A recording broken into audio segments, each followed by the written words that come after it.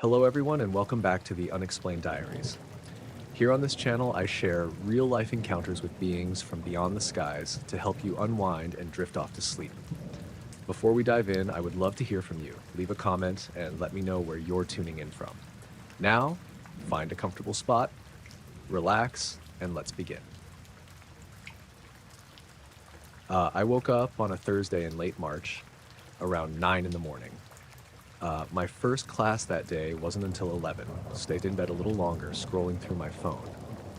That's when I noticed a video in my camera roll that I definitely hadn't taken. It was sitting there at the top of my gallery, 2 hours long, time-stamped from 2:07 a.m. to 4:11 a.m. At first, I thought maybe I'd rolled over in my sleep and hit the record button by accident. But the phone had been on my desk across the room, plugged in. I don't keep it in bed with me. I opened the video and saw nothing but my ceiling. Just the plain white plaster above my desk, lit faintly by the glow of the street lamp through my blinds. It was angled up perfectly, like the phone had been set there deliberately. The camera hadn't moved once in the entire 2 hours. The part that stopped me from just deleting it was the sound. There was this faint, steady humming in the background. Not loud, low and even, like the tone of an old fluorescent light. Except it didn't waver. It stayed the exact same pitch the whole time. I live alone in a small off-campus apartment, third floor of a quiet building. No roommates, no pets. I thought maybe it was something outside like construction equipment or a generator, but I've lived there a year and never heard anything like it. The weirdest part was how it ended. The video just cut off mid-frame like someone had hit stop. Not like the phone had died or run out of space, just stopped clean. I didn't know what to think. I sat there in bed staring at my phone for a good 10 minutes before I worked up the nerve to watch the video straight through. It was exactly what I said. 2 hours of ceiling, no movement, no voices. Just that hum. That day in class, I kept zoning out, thinking about it. I even put my earbuds in during a lecture and skipped around the video, listening for anything. Footsteps, breathing, anything human. But it was just the tone, unbroken. That night, I set my phone on the desk again, same as usual, but I turned the camera toward the wall, just in case. I figured if something happened again, at least I'd have a different angle. When I woke up the next morning, I checked immediately. Nothing. No new video, nothing strange. I tried to let it go, told myself maybe I'd done something without remembering. But by the weekend, it happened again. Saturday morning, 6:40 a.m., there was another video. This time it was 90 minutes long. It started at 3:13 a.m. Same angle, phone pointed at the ceiling, perfectly still, and the same sound. That low hum, constant the whole way through, but about 20 minutes in, there was a faint clicking noise, like metal tapping against metal. 3 quick clicks, then silence, then the hum again. I sat at my desk with headphones on, heart pounding, replaying that section over and over. The clicks weren't random, they sounded intentional, like someone had tapped a pen against my desk, right where the phone was sitting. I checked the apartment, of course. Every corner, closet, bathroom, kitchen cabinets, nothing. My door was still locked from the inside. After that, I started noticing other things, little things. Sunday night, I got into bed around midnight and realized the hum was there even without the phone recording. Faint, but present. Not coming from outside, not from the fridge, not from the HVAC. It seemed to come from everywhere and nowhere, like it was in the walls. I barely slept. Every time I started to drift, I'd jerk awake, sure I'd heard something, a soft thump or a scrape, like someone shifting their weight on the floor. By Monday, I was exhausted.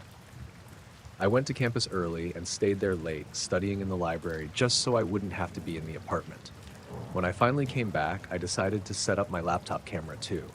I angled it at my desk right where I usually charge my phone and left it recording overnight. Tuesday morning, I had another video on my phone, this one only 40 minutes long. Ceiling, hum, then silence. But when I checked the laptop, the file had corrupted. Wouldn't open. That shook me. I don't know why, but the idea that something had interfered with the laptop felt worse than the phone, like it wasn't just random anymore. I called my friend Olivia that day. She lived a few blocks away. I didn't tell her everything, just that I'd been hearing weird noises at night and felt creeped out. She offered to let me crash at her place, but I didn't take her up on it. I didn't want to admit how unsettled I really was. That night, I stayed up on purpose, lights off, sitting in bed with my phone in my hand. Around 2, the hum started. I hadn't been imagining it. It came gradually, rising up from the silence until it filled the room. I froze. I kept staring at the ceiling, waiting for something. I don't know what. I thought maybe I'd see lights through the blinds or movement in the corner, but nothing happened. Just the hum, steady and unbroken. At some point, my phone screen lit up. The camera app had opened by itself. I swear I didn't touch it. It switched to video mode and started recording. The lens aimed straight up. I watched it happen from my bed, too afraid to move. The timer started ticking, 001 to 003, and the phone just sat there, pointed at the ceiling. I don't remember falling asleep. I just remember waking up in the morning with the video still running, 9 hours long. My phone battery had died midway through, around 5:40 a.m. I deleted that one without watching. I couldn't bring myself to sit through it again. Since then, it hasn't happened. No more recordings, no hum, nothing. The apartment is just a normal apartment again. But sometimes late at night, I'll wake up out of nowhere and stare at the ceiling. I'll check my phone to make sure it's locked, make sure the camera isn't running, and in the quiet, I'll strain my ears, waiting for that hum to start up again.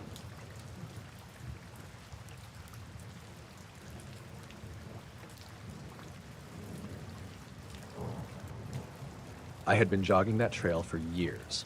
It's a loop through the old pine forest behind my apartment in Ashland, Oregon, and usually it's just me and the early morning fog rolling off the Willamette River. That morning, the air was thick, almost sticky with moisture, and visibility was down to maybe 15 or 20 feet. I had my headphones in, playlist on shuffle, and for the first mile, everything was normal. My feet crunching on damp leaves, the smell of wet earth, the faint hiss of tires from the distant road. About a mile in, I noticed something weird. A light, small and pale, flickering between the trunks. At first, I thought it was a reflection off something metallic, maybe a car headlight way off the main road. But then the light moved. Not like a firefly or a flashlight beam. It darted sideways, up and down, in angles that didn't make sense. I slowed, frowning, pulling out my earbuds. The trail curved ahead, and the fog made everything look deeper and closer at the same time. I squinted into the gray, trying to pick out shapes. The first light vanished behind a tree, then another appeared to the left, moving in a perfectly straight line, then a sudden shift upward, almost like it jumped through the branches. My heart started to pick up, not from running, but from that odd, uncanny feeling that something wasn't right. I stopped completely, hands on my knees, staring. More lights appeared, 3 now, then 4, moving in patterns that felt deliberate. One zigzagged between 2 pines, then paused midair for a split second before continuing in a perfect diagonal. Another circled a tree trunk, impossible geometry, and then vanished, only to reappear somewhere behind me. I whispered my own name, trying to convince myself I was seeing something normal. Maybe flashlights from another runner? But that made no sense. The trail was empty, and these lights didn't follow any path a human could. I looked behind me, fog twisting into shapes and shadows, but there was nothing. Just gray. Then the lights synchronized. All 5 paused for a heartbeat in a straight line, floating in the fog, and then they vanished. All of them. Like someone had flicked a switch. No trail of light, no lingering glow, nothing. Just fog and the sound of my own breathing, loud in my ears. I kept moving, slow at first, jogging again to make it seem normal. But the trail felt different. Normally I could hear small things. The trickle of a creek, leaves shifting, maybe a crow cawing in the distance. That morning, it was all gone. Nothing moved. My feet made more noise than I expected on the wet leaves, but there was no other sound. The silence was too complete. I checked my watch. I had been stopped for maybe 2 minutes, but it felt longer, like I'd been standing there for 10 or 15. Weird, because normally I have a precise sense of time while jogging. Halfway through the second loop, I noticed the fog had thickened even more, visibility down to barely 10 feet. That's when I started noticing faint glimmers at the edges of the trail. Not the same lights as before. These were smaller, almost pinpoints, moving like they were riding the fog itself. They weren't in straight lines, more like gentle arcs, drifting in ways that didn't make sense if they were physical objects. I slowed, watching one hover near a branch, then suddenly leap sideways to a tree 20 feet away. I froze again. My breathing got shallow. I reached for my phone, thinking I'd record, but the moment I pulled it out, the lights were gone. Not just the one I was watching, all of them. No trace, no movement, nothing but fog and empty trees. I started jogging again, faster this time, adrenaline making my legs pump. Every shadow looked like movement, every break in the fog a potential flash of light. I felt a gnawing sense of being watched, like eyes in the mist, but I couldn't see anything, couldn't hear anything. My headphones were still in, music off now, but the quiet was oppressive. Near the end of the trail, I stumbled over a root and fell, scraping my knee. When I sat up, leaning on my hands, the fog had thinned slightly, just enough to see the parking lot lights through the trees. Safe. Mundane. I checked my phone again. Battery okay, signal okay, nothing recorded. Nothing had been saved. By the time I got home, my shirt soaked with sweat despite the chill. I was shaking. I kept replaying the morning in my head, trying to rationalize. Fireflies, maybe, but not at this density, not moving the way they did, not vanishing like that. Flashlights from hikers? Impossible. That part of the trail barely sees anyone at this hour, and certainly not in the fog with no sound. That night, I couldn't sleep. Every time I closed my eyes, I saw those lights weaving through the trees, moving in impossible patterns.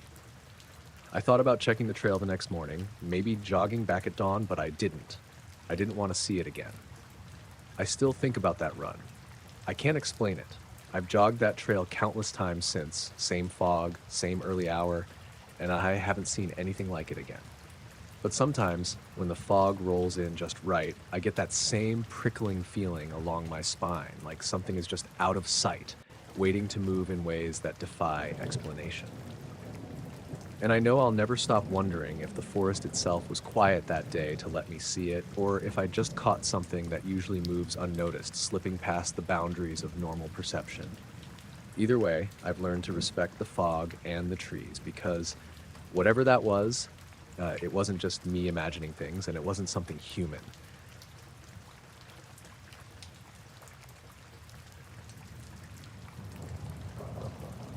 I was driving back from a job in western Nebraska when it happened. It was late, close to midnight, and I'd been on the road all day. I pulled into this little town called Kimball, one of those places where the main street looks like it hasn't changed since the 70s. Just a couple gas stations, a motel, and a diner that still had its neon sign buzzing. I figured I'd eat something before finishing the drive home. The place was almost empty.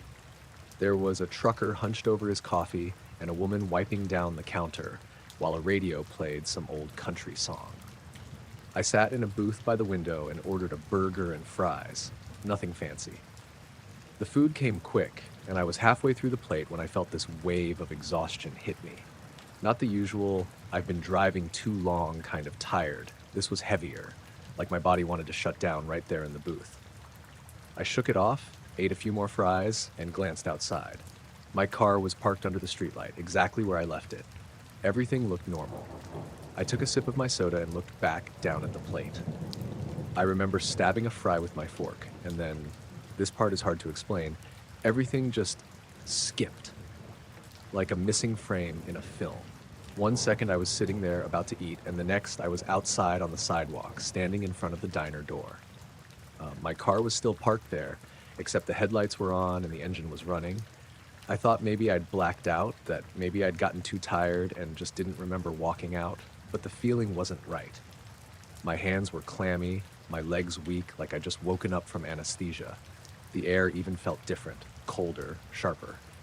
I walked up to the car, and when I opened the door, the dashboard clock read 3:14 a.m. I froze. It had been just before midnight when I sat down to eat. Somehow, 3 hours had passed. I sat behind the wheel, gripping it tight, trying to make sense of it.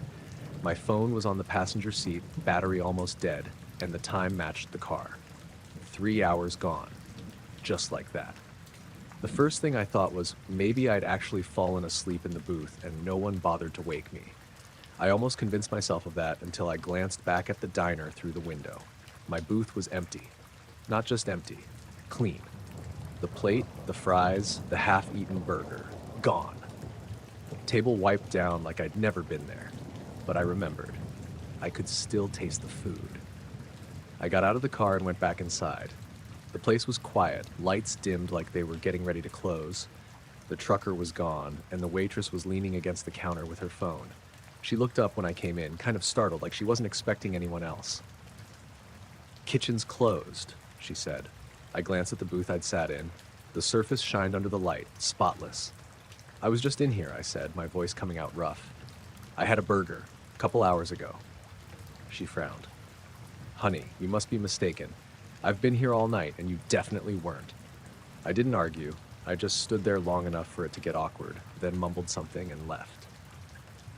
Back in the car, I sat with the engine idling, my hands shaking on the wheel. I kept checking the clock like maybe it would fix itself, go back to midnight. It didn't. The drive home was a blur. Every few miles, I caught myself glancing at the passenger seat, expecting to see something there. I don't know what, a shadow maybe, or someone sitting quiet, but it was just empty. When I pulled into my driveway around 5, the sky was starting to lighten. I went inside and dropped on the couch, too wired to sleep. My stomach hurt, not like hunger, but like I hadn't eaten in days. I went to the kitchen, made a sandwich, but after one bite I had to spit it out. It tasted wrong, like chemicals. I didn't tell anyone the next morning. What was I supposed to say? That I'd lost 3 hours and my dinner disappeared? But later that day, when I changed my shirt, I noticed something on my forearm, a bruise, perfectly round, the size of a quarter, dark purple, like blood pooled under the skin. I pressed it, but it didn't hurt. It looked too clean, too deliberate. By the end of the week, 2 more had shown up, one on my shoulder, one on my thigh. Same size, same shape, like someone had pressed a stamp into me. They faded after a while, but not completely. If I hold my arm under the light, I can still make out the faint outline of that first circle. I've been back to that town since then. Drove through a few months later on another job. The diner's still there, same neon sign, same parking lot. I didn't go in. I couldn't. I don't know what happened that night. All I know is I sat down to eat a burger just before midnight, and when I stood up, it was 3 hours later and my car was waiting with the engine running. And somehow, somewhere in those missing hours, something marked me.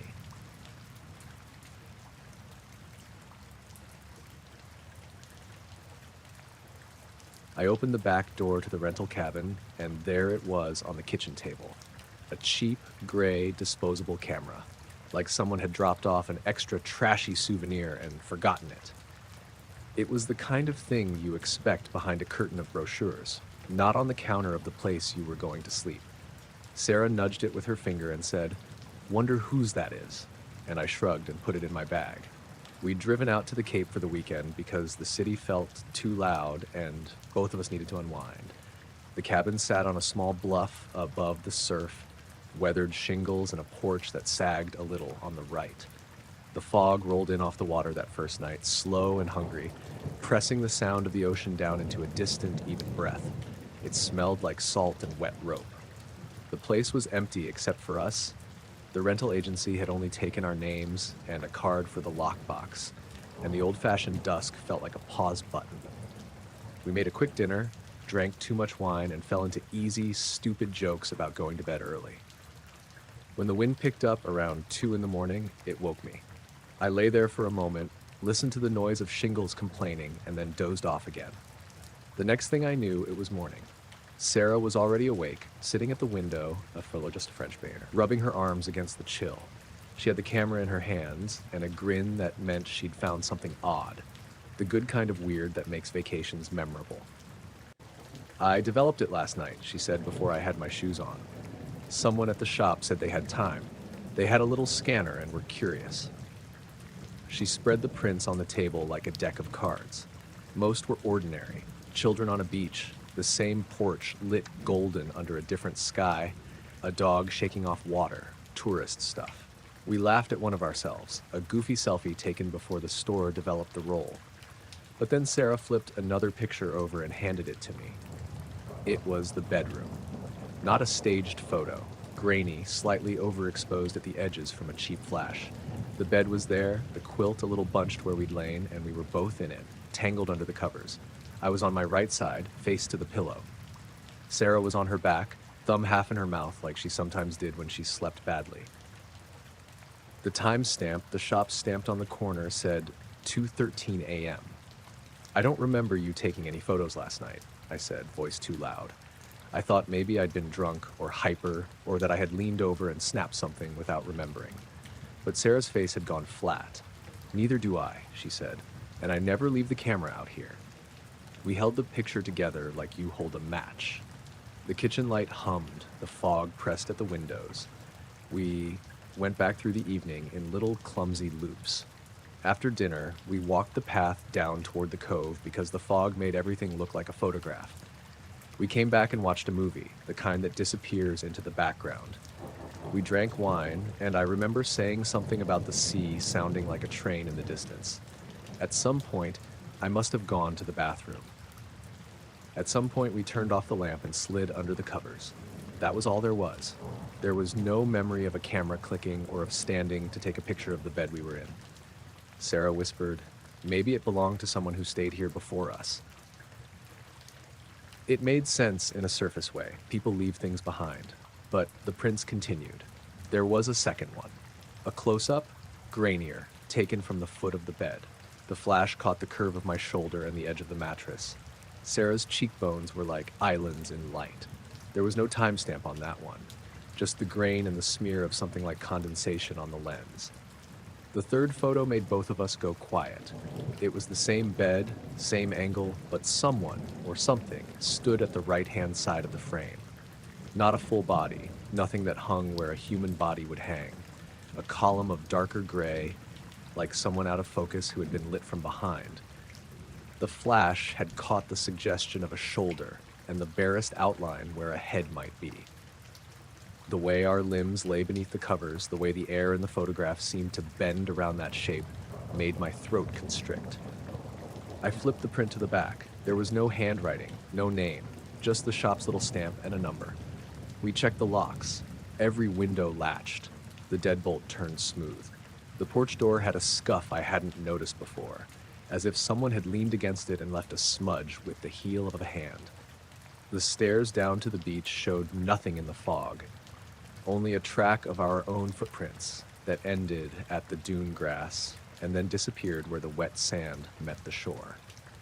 I drove into town to ask at the place that developed the roll. The guy behind the counter looked like he had worked the late shift for too many years. He ran his fingers through his hair as he told me the camera had been dropped off by a woman around 6 in the morning, soaking wet, hat clutched in both hands. She said she was staying at the Blue Gull, he said. Said she didn't want the film left there, but asked if we could hurry. Left $5 on the counter, and that was it. When I asked if he remembered what the woman looked like, he shrugged. "Rain makes people all kind of the same to me," he said. "Sorry." On our last night, the wind eased to a polite breeze, and the fog stood off like a quiet audience. We decided to sleep with the television on in the living room for company, because the house felt too loud when it was just us. We set the camera on the table not far from the couch, both of us trying to act unconcerned. The TV muttered a cooking show in the background, and the kettle ticked on the counter. Around 1 in the morning, Sarah nudged me awake and said she'd heard something, a soft metallic sound like a zipper from the other room. I went to look and found nothing. The camera lay where we'd left it, an ordinary little plastic object that took ordinary little pictures. We woke up early and left the cabin as if we could remove whatever humidity had soaked into us. We drove back slowly, not because the roads were bad, but because neither of us wanted to rush into the city where lights and people and schedules might make the weekend trivial. The camera sat in the glove compartment like a guilty third person. 2 days later, the prints in my kitchen lived in a stack like other small things that demand thought. I kept the one with the figure in a frame, even though I told myself not to, even though it made the house feel colder. Friends asked why I sounded flat the next week. Sarah said she felt wrong for a while, like someone had pressed a palm into her chest and left a print. She found a faint bruise on her shoulder the morning after we left, a pale crescent like the mark you get when you bump the corner of a cabinet, but we had no scuff on the quilt that matched it, no heavens of broken wood to point to. It faded in a few days like a small, unacknowledged injury. We tried to be practical. We checked the booking logs with the rental agency. They'd rented to a single woman a month earlier, no names and a credit card, the same way vacation places do business. The owner told us over the phone that people left cameras behind sometimes, and that the house cleaner probably found one in a drawer and popped it on the table. He did not know if anyone had complained about pictures. He did say, "Old houses have their ways," which was his polite way of walking away. That's the part that's the worst to explain, how ordinary the rest of life goes. Work emails, grocery lists, the stray text from Sarah at lunch about a meeting that went long. We stopped bringing the photo up unless we were alone. It sat on the shelf like a question with no punctuation. Once, weeks later, I dreamed I was back in that bedroom and the fog was inside the house, pressing the curtains flat against the glass. In the dream, Sarah woke and smiled like she had in the picture, thumb in her mouth, and when I reached for her, there was a hand already on the pillow beside her, pale and too still. We kept the prints. I don't know why. Maybe because throwing them away felt like admitting there'd never been anything at all. Maybe because admitting you were looked at while you slept feels, in some private way, worse than the unknown. We did not go back to that cabin. We stayed away from foggy nights and cheap cameras that someone else might have left on a table. Sometimes, walking past the bedroom mirror at night, I look at the shape of the room behind me and the way shadows pool near the corners. Sometimes I wonder whether the person who dropped the camera off in the shop knew she needed the pictures developed quickly. If she came back to check them, what did she see and what did she take away? I have a photo in a frame on the bookshelf. When I pass it, I look for movement in the gray where the figure stands. It never moves, it never goes away. It waits like a question, quiet and patient.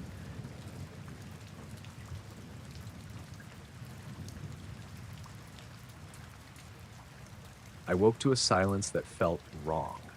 Not the usual forest quiet where you can still hear the creek trickle or the wind move through the pines, but a deep, pressed down kind of quiet. No birds, no squirrels, not even the faint hum of insects. I blinked against the gray dawn and tried to orient myself. My tent flap was open and the mist hung low between the trees, everything slick with overnight rain. My pack was still where I left it, but my sleeping bag was twisted around me in a way that suggested I hadn't curled up like normal. I shook my head, rubbed my eyes, and tried to shake off the weird feeling crawling over my skin. I reached for my compass to make sure I hadn't overshot the trailhead in the dark. The needle spun in frantic circles, ignoring north entirely. I frowned, dropped it, and picked it back up. Same thing. My stomach tightened. I had hiked solo this weekend to clear my head, not to get lost in some strange magnetic anomaly. But the compass had never done anything like this before. I started walking, hoping to find a familiar marker or trail sign, but the forest had changed.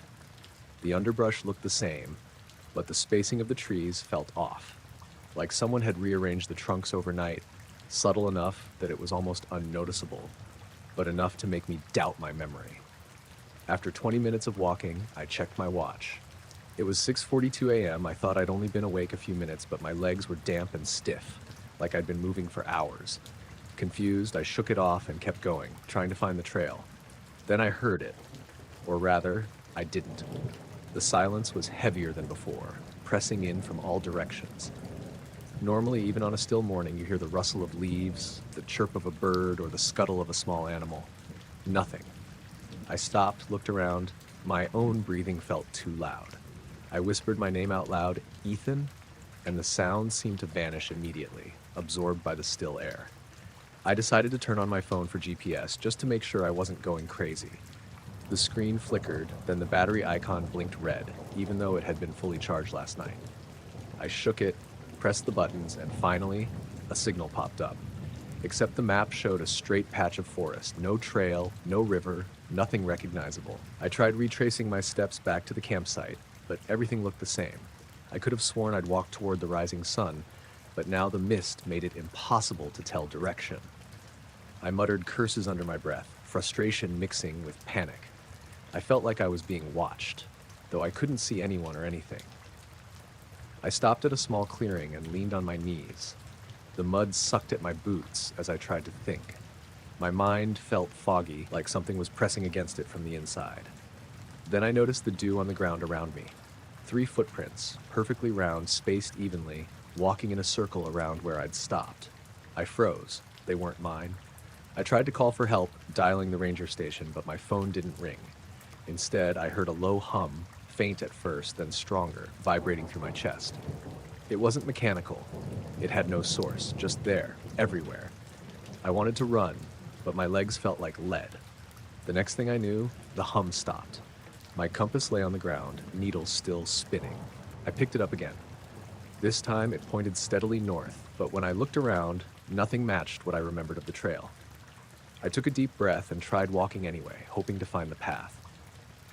After what felt like a few minutes, I came to a familiar tree, a twisted oak I'd used as a landmark last year. Relief hit me, and I started following the trail markers I remembered. But then I checked my watch again. It was 9:56 a.m. I couldn't explain it.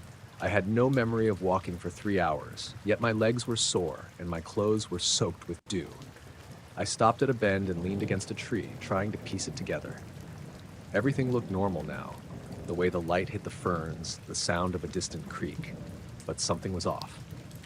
My pack had shifted, straps twisted in ways I couldn't have done myself.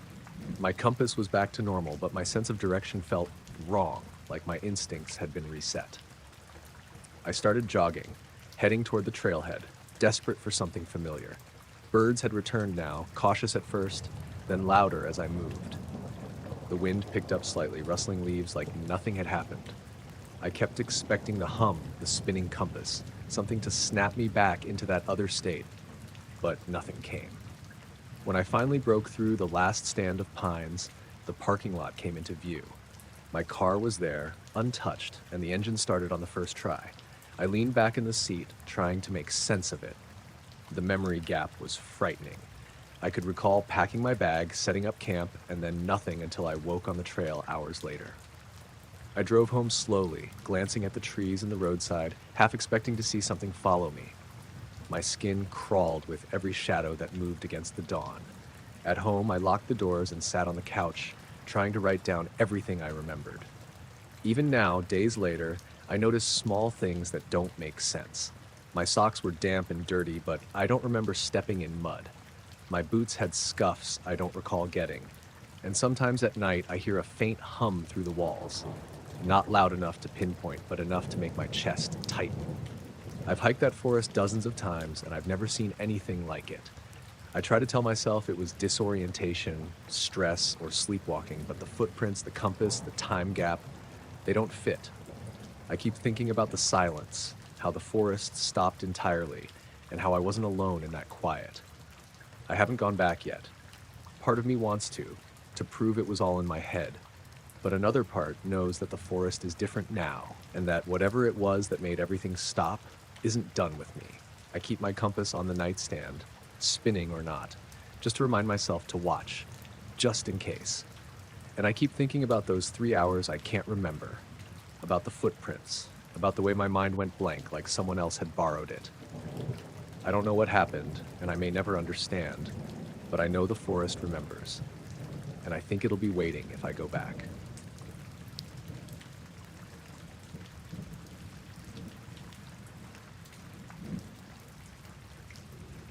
I woke up to the cold light of morning cutting through my blinds, the kind of gray that makes everything feel muted. At first, I thought my little brother had been up and pressed his hands to the window, but the prints were too small and delicate. I rubbed my eyes and leaned closer. They were thin, like someone's fingers had barely touched the glass, trailing downward in a pattern that made me uneasy. I live on the edge of a small town in Vermont. Our backyard is big, sloping, and backs up to a dense patch of woods that I've been warned never to wander alone after dark.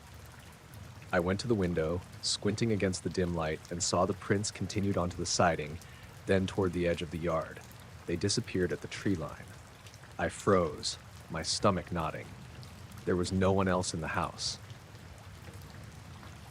My parents were out early for work, and my little brother Jamie was still asleep in the next room.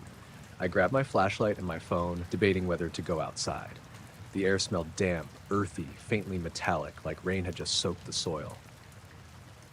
I stepped onto the porch, the boards creaking under my feet, and shone the light on the yard. At first, nothing.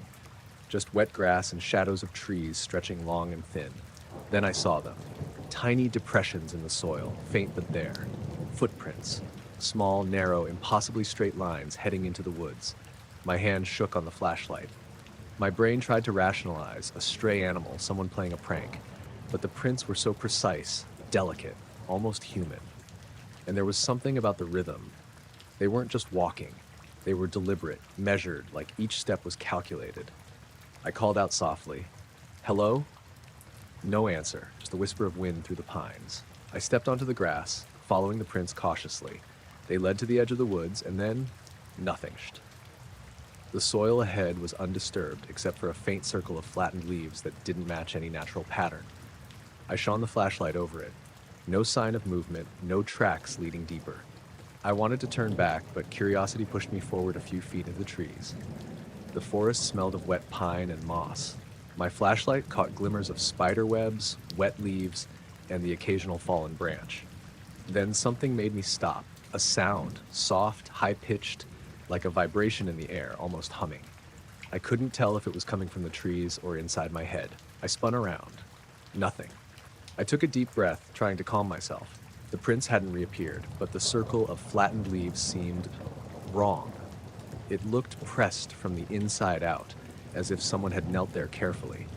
I shined my light around, and for a moment I thought I saw movement. A shimmer, like heat over pavement, but the air was cold. My stomach sank. I turned back toward the yard. That's when I noticed the first real impossibility. My porch light, always left on overnight, was off. I was certain I had flipped it before going to bed. My flashlight shook as I held it higher.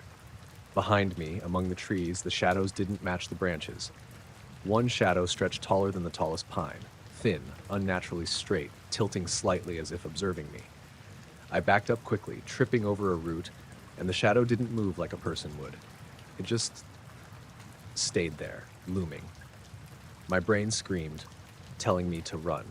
I didn't. I just froze, staring, trying to tell myself it was a trick of the morning light, fog clinging low between the trees. Then the humming rose, low and vibrating like a tuning fork pressed against my ribs. The air in front of me seemed to ripple. I blinked, and for a moment I swear the forest bent warped like I was looking through thick water.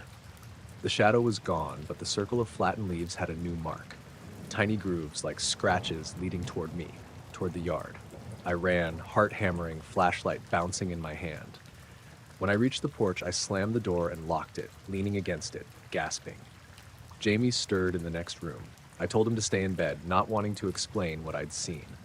My phone buzzed with a text from my mom. "Did you get up early? Coffee's on the counter." I didn't answer.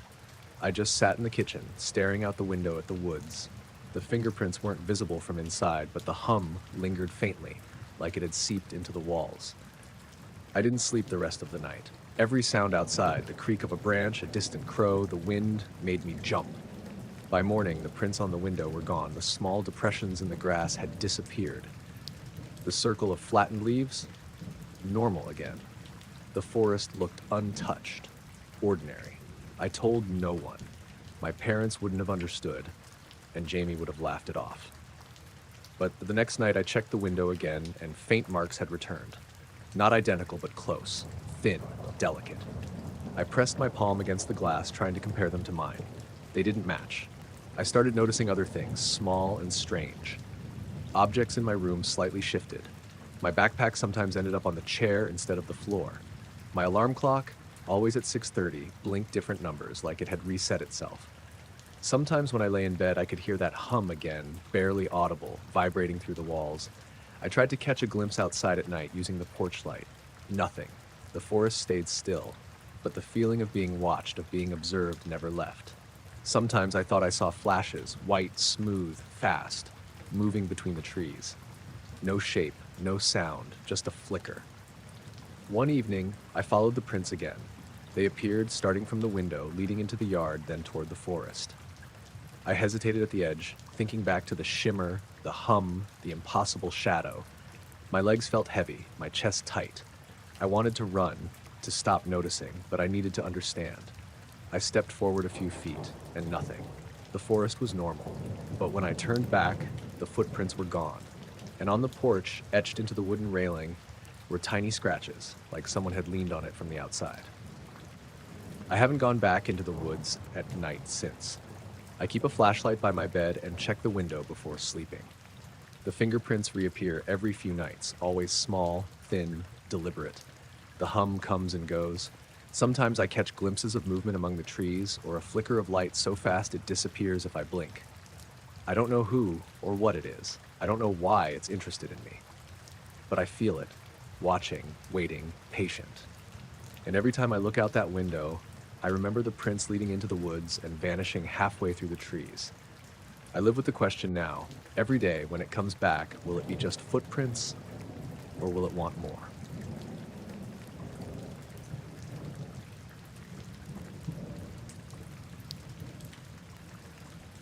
I was sitting on the back porch of my parents' cabin up in the Sawtooth Mountains, late August 2021. It had been a long day hiking, and I'd stayed behind to catch some quiet time while my sister and her husband went out to explore one of the nearby ridges. The sky was impossibly clear that evening, stars everywhere, no clouds, no moon, just a dark velvet stretch dotted with pinpoints of light. I had my thermos of coffee with me, and I was leaning back in the old wooden chair, just letting the night settle. I noticed a single star that seemed off. It was brighter than the rest, but more than that, it almost looked solid, like a little white dot someone had painted on the sky. I pointed it out to myself, muttering under my breath, and for a while, I just watched it, thinking maybe it was a satellite catching sunlight or an airplane far off. After a few minutes, it moved. Not in the way a plane drifts across the sky or a satellite arcs smoothly. This one drifted sideways, almost lazily, as if it were being nudged by some invisible current. The movement was subtle at first, barely perceptible. I blinked, thinking my eyes were playing tricks, but then I saw it again, sideways, not up or down, just shifting left over maybe 10 degrees of sky in what must have been a couple of minutes. I got up and started pacing the porch, keeping my eyes locked on it. My first thought was that it had to be some kind of drone, maybe someone testing one near the ridge, but the area was remote. No other lights, no sound, no way a drone could be that far away and still hold a steady glow without blinking. I grabbed my phone to see if I could get a zoomed-in shot. The screen just made it a brighter dot. Nothing more. I kept zooming, adjusting focus, thinking maybe if I got a closer look I could tell it was a plane, a helicopter, anything familiar. But the more I looked, the stranger it got. The dot didn't have navigation lights, no blinking, no red and green lights, just constant, steady white. Then, as I watched, it disappeared. I mean, literally vanished. 1 second it was drifting slowly, the next it was gone. There wasn't a cloud, nothing to obscure it. I scanned the sky for a while, moving my head side to side, trying to catch it somewhere else. Nothing. I muttered out loud, "What the hell?" and my own voice sounded strange in the quiet. I went back to my chair and tried to shake it off, thinking maybe it was a meteor that had just disappeared behind the horizon or something atmospheric I didn't understand. But I kept glancing up. And that's when the rest of the night got weird. I started noticing little odd things. Sounds at first, faint, almost imperceptible. A soft rustle in the trees behind the cabin. I figured it was deer or some small animal moving through the underbrush. Then a little later, a branch snapped, closer this time. My stomach tightened. I could see nothing in the darkness beyond the porch light. The woods were deep, dense, and shadowy. I stood up and walked around the porch, trying to get a view into the tree line. The wind was calm, no insects buzzing. The night seemed unnaturally quiet. Usually, even late at night, you hear a frog, a cricket, or an owl. Nothing, just the echo of my own footsteps on the wooden boards. I went back to my chair and sat down again, keeping my eyes on the patch of sky where the bright star had been. I started to notice tiny inconsistencies. Stars in the same area seemed different, not flickering the same way, not exactly the same positions I remembered. I kept squinting and counting points of light, and every time I looked away, a few stars seemed to shift slightly, as if I were misremembering their positions. But it wasn't just me. My sister had mentioned earlier she was watching the sky too from the ridge, and she said she'd never seen the stars look so bright and clear. About an hour later, I saw it again, or something like it. A small point of light far to the east, not where I had seen it first, moving with the same deliberate sideways drift. I sat completely still, breath caught, not wanting to scare myself with imagination. It moved slowly, stopped, and then disappeared just as suddenly as before. I debated waking my sister to ask if she saw anything, but something held me back. She was half a mile away, and there was no way she'd hear me without yelling, and I had this uneasy feeling that I shouldn't call attention to it. Not like fear exactly, more like instinctive caution. The rest of the night passed quietly, though I couldn't sleep. Every so often, I'd catch a faint glimmer where I thought I'd seen the drifting star, only for it to vanish when I blinked or turned my head. The air felt thicker, almost heavier than usual, and the woods seemed like they were holding their breath. By morning, everything looked normal again. The sun came up, shadows stretched across the meadow, birds called to one another, and the little stream by the cabin sparkled in the light. No weird lights, no drifting stars. The air smelled like pine and earth. Nothing to suggest what had happened the night before. I hiked up to meet my sister and her husband at the ridge. They were talking about seeing a deer run along the ridge at dusk, completely oblivious to the strange sky I'd been staring at. I asked if they noticed anything unusual about the stars, and they laughed. Nope, just stars. Why? You didn't see a satellite or something? I hesitated, then said nothing. I didn't want to sound insane, and honestly, I didn't fully understand what I'd seen myself. I drove home later that day, taking the long route down the winding mountain roads. The sky was clear, the sun warm. I kept glancing up, half expecting a repeat of the previous night. Nothing. Just regular stars now, completely normal. Even now, months later, I can picture it clearly. The bright, solid dot drifting sideways in the sky, moving like nothing I've ever seen. No explanation fits, and I keep catching myself glancing at the night sky, hoping to see it again, even though I don't know if I want to.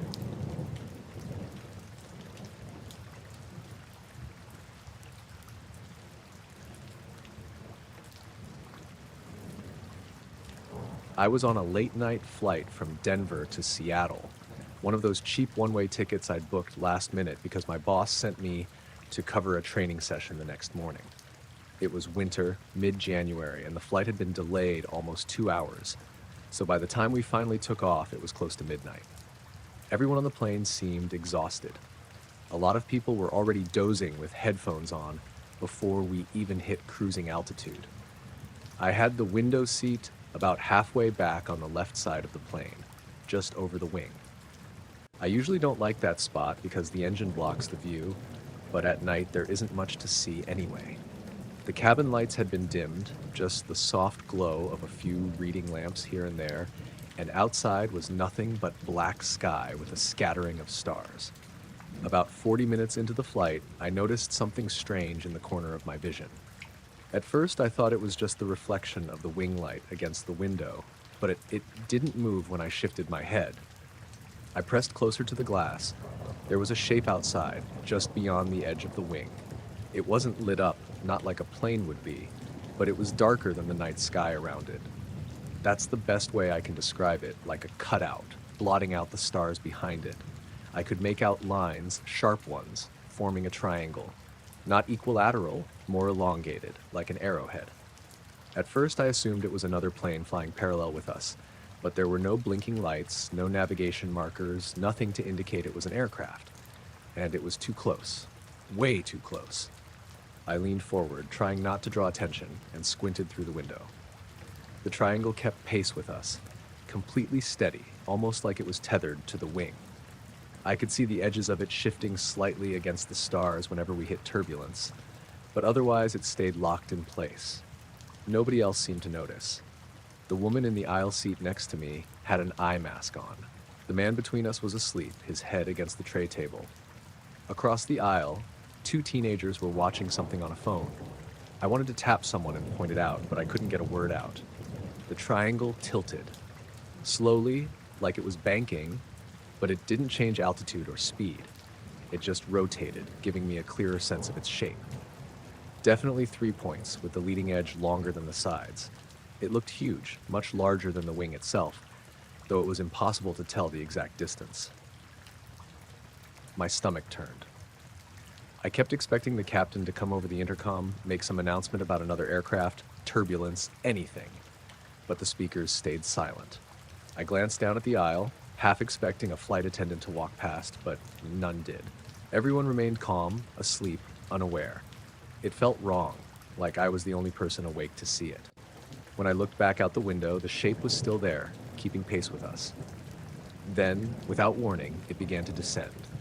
Not a sharp drop, just a slow glide downward, slipping beneath the wing until I lost sight of it in the clouds.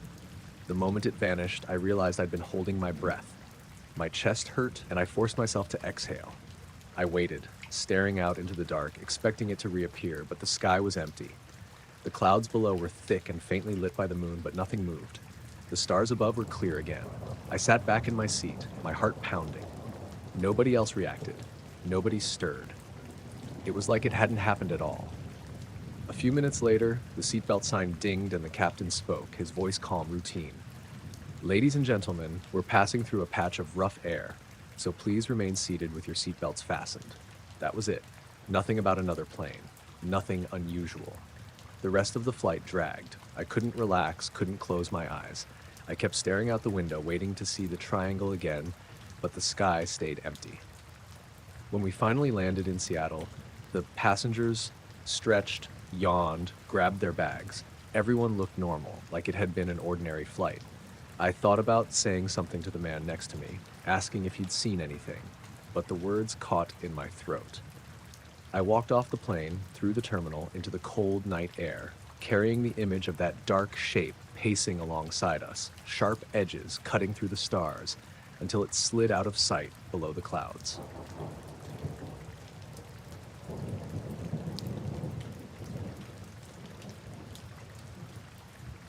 I was driving home from work late, maybe around 11 at night. I take the same route every evening, 2-lane county road, nothing but fields on either side for miles. That night was clear but cool, one of those early fall evenings where the air already has that bite to it. I had the window cracked a little, music low, just zoning out and looking forward to bed. About halfway down County Line Road, there's this long stretch where the cornfields pull back into flat pasture. That's when I noticed it. Off to my right, above one of the fields, there was this orange light. At first, I thought it was a combine out late, maybe headlights facing the wrong way, but the color was wrong. It wasn't bright like headlights, and it wasn't moving along the ground. It was hovering above it. It was hard to gauge distance, but I'd guess it was maybe 30 or 40 feet above the crops. Not huge, just a ball of light.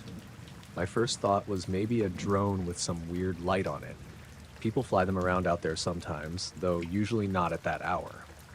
I slowed down, leaned toward the passenger side window to get a better look. The glow had this steady pulse, not flashing, not fading, just this soft, unnatural orange, like embers but floating. The weirdest part was how still it was. If it had been a drone, you'd expect it to drift or tilt a little. This thing just held its spot like it was pinned there. I remember checking my speed and realizing I'd slowed to maybe 20, creeping along the shoulder, staring at it. When I passed directly opposite the field, I swear the light dipped lower, like it sank a few feet. I can't say it reacted to me, but the timing made my stomach clench. I wanted to stop and pull over, but couldn't bring myself to.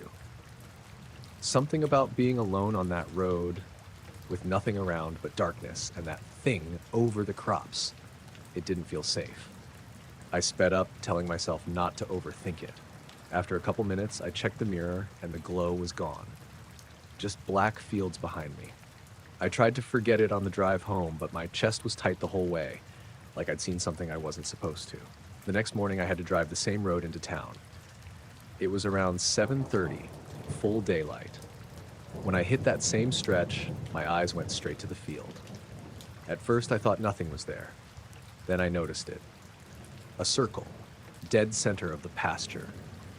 The grass was laid perfectly flat, almost like someone had pressed it down with a giant stamp. It wasn't messy, not like kids running around or someone driving a four-wheeler. The edges were sharp. I slowed way down and could see where the stalks bent in one direction, spiraling out from the middle. Whatever had done it hadn't torn or broken them. They were just bent down, smooth as if they'd grown that way. There was no sign of tracks leading in. No tractor marks, no footprints in the dirt. Nothing. Just a clean, perfect circle exactly where that orange light had been hovering. I pulled off onto the gravel shoulder and sat there for a while, just staring at it. Cars went by here and there, nobody slowing down. It was like I was the only one noticing. I thought about walking out into the field, but decided against it. I didn't want to trespass, and honestly, I didn't want to be standing in the middle of it. I drove past again later that evening. The circle was still there, clear as day. The farmer's house sits a quarter-mile back from the road, and I wondered if he even knew yet. The weird part is, the circle never faded the way you'd expect. For the next week, I drove that road every day, and the flattened grass stayed perfect. Like time wasn't touching it. I never saw the orange light again, just that one night. But I can't shake how exact the placement was.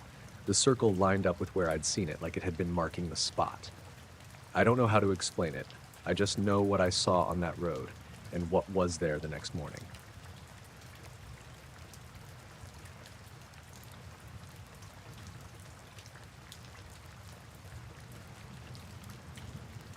I was heading home late one night in early September when I saw the flash of headlights bouncing off the field along County Road 17. The corn there was tall, the stalks heavy with nearly ripe ears, but something about the way the light hit it caught my eye. When I slowed, I could make out the cop's cruiser parked on the side, lights off, and yellow tape running across the road. Curious, I pulled over. Two officers were standing near the field, talking quietly. One of them was young, maybe in his first year of patrol, and the other looked older, with a tight jaw and a sun-weathered face. I stayed back in my car at first, watching. Between the headlights and the street lamp from the small intersection, I could see the field clearly. The corn had been pressed down in a perfect circle, almost like someone had stepped in with a giant stencil. I didn't hear the officers until the older one spoke. "Keep the line tight. Tight. Don't let anyone through until morning." The younger one nodded, holding a flashlight like he wasn't sure what he was looking for. They strung the tape across a wide perimeter and then stood back, peering into the flattened wheat. I couldn't see the detail from the road, but it was precise. Every stalk bent at the same angle, pointing inward, forming a perfect ring. I didn't know why I felt drawn to it, but I got out of the car. The night was warm and damp, the kind that leaves your shirt sticking to your back. Crickets were loud, the air thick, and the smell of wet earth hung low. I stayed behind the tape, but close enough to see the stalks bending into the center. There was a sound too, faint at first, like a hum under the wind. I thought maybe it was the road, but when a car passed, it didn't get louder. "People keep saying these things are prankers," the younger officer muttered, almost to himself. "Kids with boards or ropes or whatever."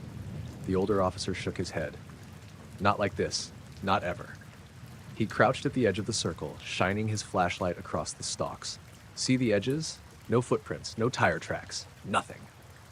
I stayed a little while longer, mostly to watch. At some point I leaned against my car, squinting at the field. Then I noticed it, a thin line of fog curling along the ground inside the circle. It wasn't the fog from the road. It was contained, hovering just above the flattened stalks. I blinked. It didn't move like wind would move fog. It seemed to pulse, almost. I shook my head, thinking I was imagining things. The officers didn't notice it, busy examining the circle. I left after 10 minutes, figuring I'd get a closer look in the morning. Next day, I passed by on my way to work. That same stretch of road was lined with people now, curious locals and a few reporters with cameras.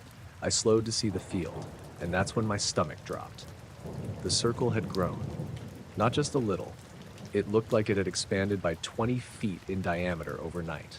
The edges were just as perfect as the previous night. Nothing appeared disturbed. No stalks bent in the wrong direction, no footprints, just a larger version of the same pattern. The cops were still there, scratching their heads. The young officer kept looking at his notebook, muttering about measurements. The older one didn't say much, just stared at the expanded circle, lips tight. Briscoe, the farmer's old hound from down the road, had come out too. The dog stayed at the edge of the tape, growling low, ears back. Every once in a while, he would sit, staring at the center like he knew something we didn't. I walked closer, keeping my distance. The hum I'd noticed the night before was stronger now. It wasn't loud, more of a vibration you felt in your chest and teeth. I held my phone out to check the time and noticed the battery was dropping unusually fast, almost 5% in 30 seconds. I shrugged it off, thinking maybe it was the cold, even though it wasn't cold. One of the reporters asked the older officer if anyone had stepped inside. He shook his head. Nobody. I measured everything myself this morning. No disturbances. Not a mark. I wandered around the edge for a while. The flattened stalks gave off a strange scent, like charred wood and something sweet I couldn't place. I leaned down and touched one. The stalk bent easily under my fingers, then sprung back slightly, not completely upright, just enough to move against the others. The movement seemed alive, subtle, coordinated. People were taking photos, walking up to the line, leaning over to get a better shot. Briscoe didn't bark this time, just stayed on the perimeter, that low growl rumbling in his throat when someone crossed too close. By noon, the crowd had thinned. The sun was high, shining harshly on the field. I stayed until early afternoon, standing on the road, watching the cops. They'd brought a measuring tape and some survey markers, trying to map the expanded circle. Every time they moved a marker into the circle, the hum seemed to shift pitch. I told myself I was imagining it, but my chest tightened each time. That evening, I drove past again on the way home. The circle hadn't changed further, but it looked different in the light of the setting sun. Shadows made the spirals more pronounced, almost three-dimensional. I kept thinking I saw shapes moving within it, but every time I blinked, nothing was there. Just rows of corn bent flat. I didn't stop. I didn't want to get close after dark. But I could feel the pull, the curiosity. I thought about it all night. The next day, I passed by again. The circle hadn't expanded any further. The hum was gone. At least I didn't notice it from the road. Briscoe was nowhere in sight. People had mostly stopped coming by, and the cops had left, leaving the tape hanging loosely across the road. I haven't been back since then. Every time I drive past that stretch of road, I glance across the field. The circle is still there, in my memory at least. Perfect edges, stalks bent the same way. Inexplicable. I can't explain the growth, the hum, the feeling when you're near it. It wasn't frightening in the way of monsters or shadows. It was just wrong, subtle, precise, and completely beyond anything I can rationalize. The thing is, I know someone or something was inside that pattern. I just don't know how it got there or why it grew, and I don't think anyone else really knows either.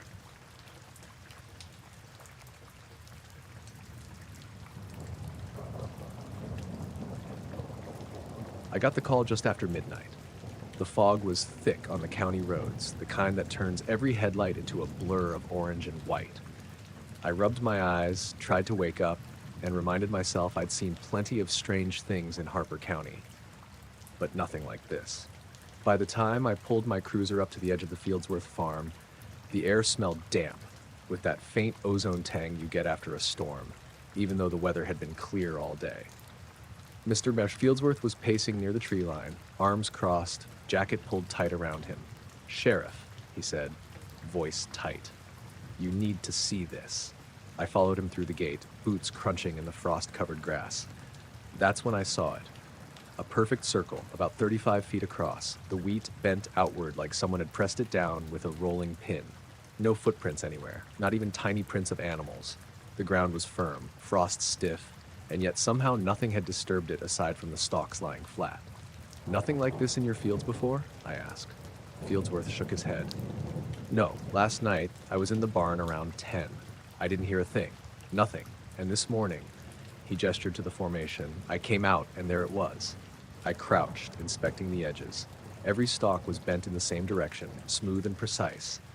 No signs of tools, no tire marks, no human prints. I stood up and scanned the horizon, flashlight cutting through the fog. The field stretched for miles in all directions, empty. Not a soul in sight. I pulled my camera from the cruiser and started snapping photos. Flashlights bouncing off the frost, the wheat glinting in odd, almost metallic ways. I noticed something the first time I looked through the viewfinder. The wheat inside the circle was moving, gently swaying. I frowned. the air was perfectly still. No breeze at all. I looked up and around, nothing. The fog hung heavy, trees unmoving. I lowered the camera. The wheat continued to sway. Just a few inches, not violent or fast, but a steady, hypnotic motion that didn't match anything else in the field. I stepped closer, careful not to disturb anything, and the sway seemed to adjust. Not like it avoided me, but like the movement followed my attention. I blinked and shook my head. Must be tired. Sheriff? Fieldsworth's voice cut through the fog. I turned. He was holding his hat tight, looking uneasy. What do you make of it? He asked. I shrugged. I don't know. Nothing's disturbed. No footprints. The wheat's moving by itself. He swallowed hard and nodded. That's what got me. I mean, come on. Movement without wind? I started walking around the circle, camera in hand, taking more shots from different angles. Each time I looked through the viewfinder, I noticed the same thing, stalks moving, almost like a slow wave. I stepped back. The motion didn't stop. I turned to Fieldsworth. You see that? I asked. He nodded. Yeah, exactly. How is that even possible? I didn't answer. I knelt down to examine the stalks up close. They felt normal, cold, brittle from the frost. I pressed my fingers into them lightly. Nothing. No vibration, no hum. Yet when I lifted my hand, the movement inside the circle continued, gentle and rhythmic. I circled the formation a few more times, trying to find footprints, tire tracks, anything. Nothing. I even shined my flashlight along the ground, low and flat, letting the beam sweep slowly across the frost. No prints, no impressions, not even broken wheat from someone stepping in. I took more photos, zoomed in, tried different angles. The wheat always looked slightly different through the lens. Sometimes the stalks seemed to bend a fraction more than they did in reality, sometimes less. I lowered the camera, feeling my stomach tighten. I noticed something else then. The circle wasn't quite uniform. From above, it was perfect, near flawless. But on ground level, some stalks leaned slightly more than others, creating subtle patterns I couldn't explain. Random or intentional, I couldn't tell. I stepped back, breathing out through my nose, fog curling into the air. Something about it was alive. Not alive in a biological sense, but aware. It was impossible to ignore. Sheriff, Fieldsworth said again. I'm going to be honest. No, I didn't want to call you first. Thought you'd laugh or, I don't know, think I was crazy. You're not crazy, I said, though I wasn't sure if I believed it myself. I've never seen anything like this. The fog started to lift slightly as dawn broke, a weak orange light spilling over the horizon. I took one last sweep with the camera before deciding I needed to leave and come back during full daylight. When I raised my viewfinder for one more shot, I caught a glimpse of movement, not the wheat, but something taller, something at the edge of the circle. I froze. It was thin, elongated, almost blending with the stalks, like a shadow stretched into a shape I couldn't identify. My heart thudded. I blinked and it was gone. No sound, no rustle, nothing. Just the empty circle swaying gently as before. I lowered the camera and checked my watch.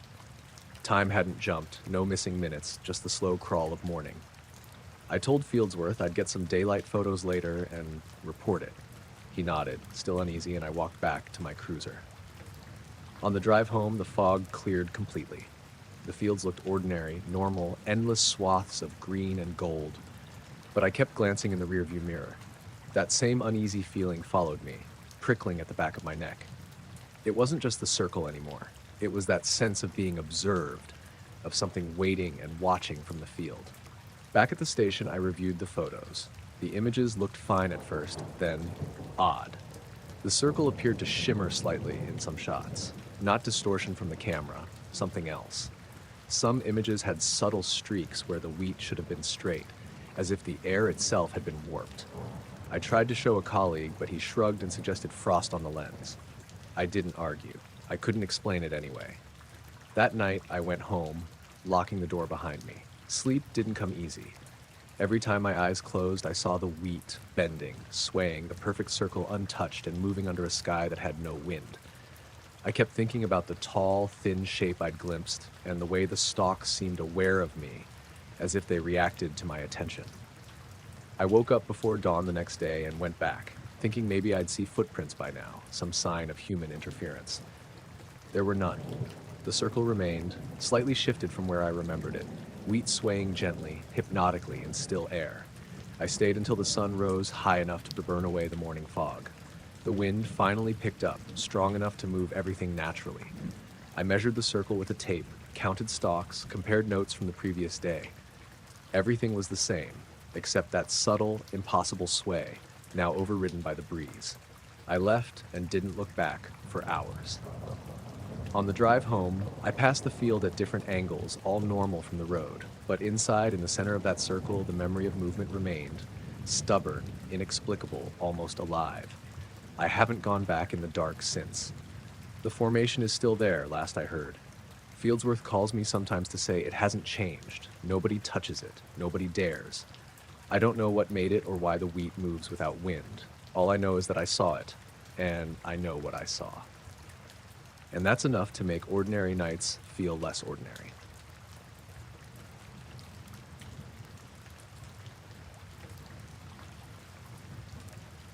I was on the night patrol out near East Hollow Road when I first noticed it. My name's Jared Collins. I'm a deputy in a small county up in Missouri, and this stretch of farmland is usually quiet at night. Too quiet sometimes. It was around 10:30, fog rolling in off the creek, headlights cutting thin lines through it. I'd been on for about 4 hours just circling the back roads when I saw something odd near Miller's farm.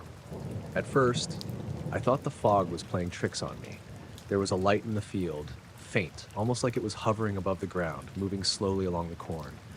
I slowed down, rolled the window down. The air smelled normal, wet dirt and corn. But then I noticed the animals. Miller's chickens, usually loud, pecking and clucking even at night, were all huddled near the coop. But they weren't making a sound. Not one peep. I blinked, rubbed my eyes. Then I saw the cows in the back pasture. They were standing near the tree line, perfectly still, staring at something in the field, maybe me, maybe whatever that light was.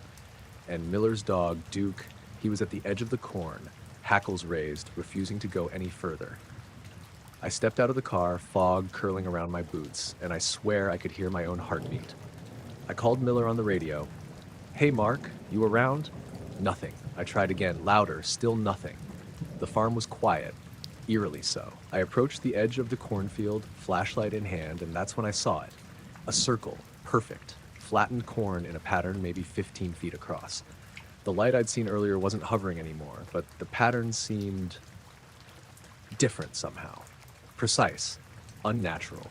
I crouched, shining my flashlight over it. The stalks were pressed down in a way that suggested nothing human could have made it. No footprints, no tractor tracks, nothing. Just the flattened circle. I stepped back, Duke growling now, low and deep. I shined my light around, trying to see if anything else was moving. That's when I noticed the animals again. The chickens were still silent, standing as if frozen. The cows hadn't moved an inch. Even the barn cats were sitting in place, heads slightly tilted, watching. I waved my flashlight at them. Nothing. I called the station, just for the sake of checking in. "Unit 5, can you run a quick check, see if anyone's reported anything unusual near Miller's farm?" Static. Then a voice, low, almost underwater. "Negative, nothing reported. Be advised," and the line cut off. I took a step closer to the circle. The corn under my feet felt strange, softer than usual, not wet or muddy, just different. My stomach tightened like I'd swallowed something wrong. Duke whimpered behind me. I backed up, thinking maybe I should just report this in the morning.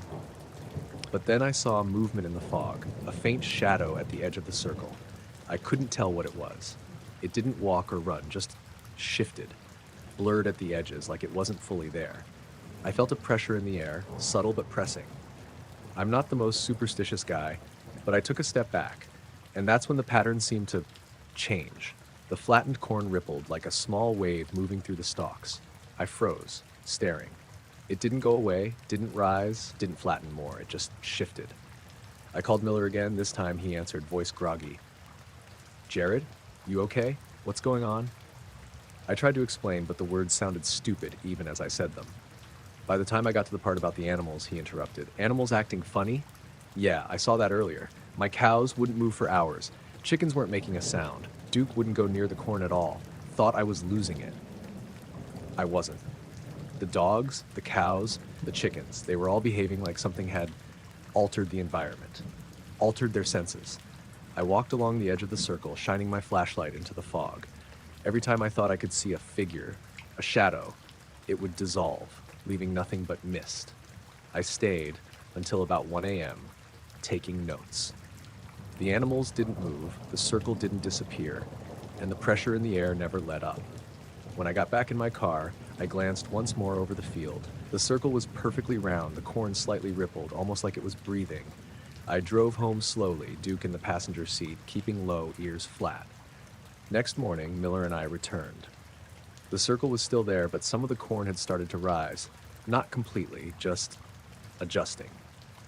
By midday, it looked almost normal, though you could still make out the pattern if you squinted. The animals were back to their usual behavior. Chickens clucking, cows wandering, dogs running circles around the pasture. I kept driving past that field at night for a few weeks after. Every time new circles would appear. Animals would act strangely near them, silent, still, hesitant. The fog, the pressure, the shifting stalks, it was always there. I reported it in writing to the station just for the record, but no one seemed to care. It didn't make sense. Still doesn't. I haven't gone out there alone since. The circles keep appearing, mostly overnight, mostly near the same stretch of road. Animals still behave oddly when they're nearby. I drive past, glance from the road, and keep moving. I don't know what's making them, or why the corn seems aware. But I know one thing. You don't walk into those circles, not fully, and you don't wait around. Whatever's there, it's patient, and it notices. I make my reports, I write my notes, and I try to sleep at night. But sometimes when I close my eyes, I can still see the circle, and I can still hear the silence of the animals. All of them, frozen, waiting, watching. And I know if I went back too close, I'd feel it again. That subtle pressure, the ripple through the corn, and whatever it is would know I was there.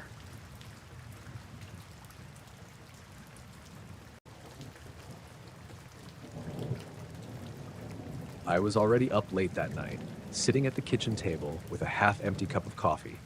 It had been a long week at the plant, and I couldn't shake the restless feeling. I live in a small, older house on the edge of town in northern Wisconsin, surrounded by dense pine woods. The windows were cracked open to let some air in. It was late July, but still sticky and warm. That's when it started. It was faint at first, like the distant vibration of an idling engine, but there was something off about it. A steady, low hum that seemed to swell and shrink, almost like it was breathing. My windows rattled lightly with each pulse. I walked over and pressed my hand against the glass. The vibrations went right through me. I stepped outside onto the back porch, scanning the tree line. Nothing moved. No deer, no cars, not even a raccoon. The hum didn't have a direction. It felt like it was in the air itself. I grabbed my phone and started recording, figuring maybe Kevin, my buddy who tinkers with audio stuff, could make sense of it. I set it on the railing and let it capture about 3 minutes before it suddenly cut off. Just like that. Gone. Silence.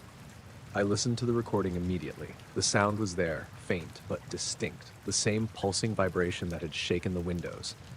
I replayed it half a dozen times, trying to figure out what it could be. My first thought was some kind of underground construction or transformer problem, but I couldn't place it, and nothing nearby made that kind of sound. The next morning, I asked my neighbor, an older guy named Harold, if he'd heard anything.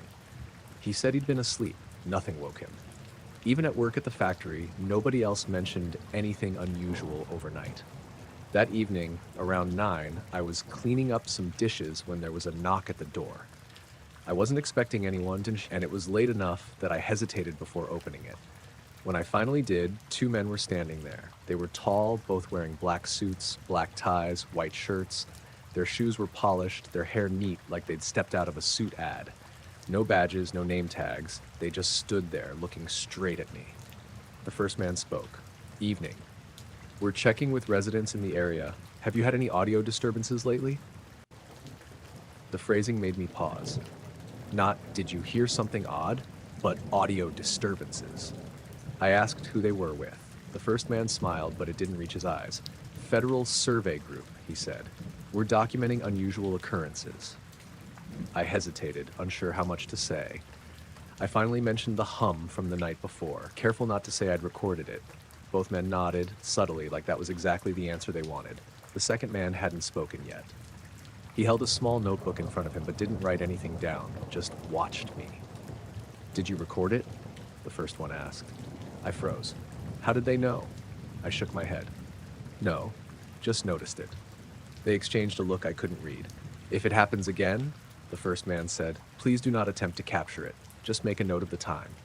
Then they turned and walked away, side by side, moving deliberately down the street. No car waiting. They just disappeared into the shadows of the pines. I shut the door and locked it immediately, heart hammering. The whole encounter lasted maybe 3 minutes. It left me unsettled. How could they have known about the recording? I hadn't told anyone. That night, I couldn't sleep. Every creak in the house, every distant car sound made me tense. I kept checking the windows, expecting to see someone standing out there. Nothing. The next day, I tried to play the recording again. The file was gone. It was still listed on my phone, timestamped 2:03 a.m., but when I tapped it, the player said, file cannot be opened.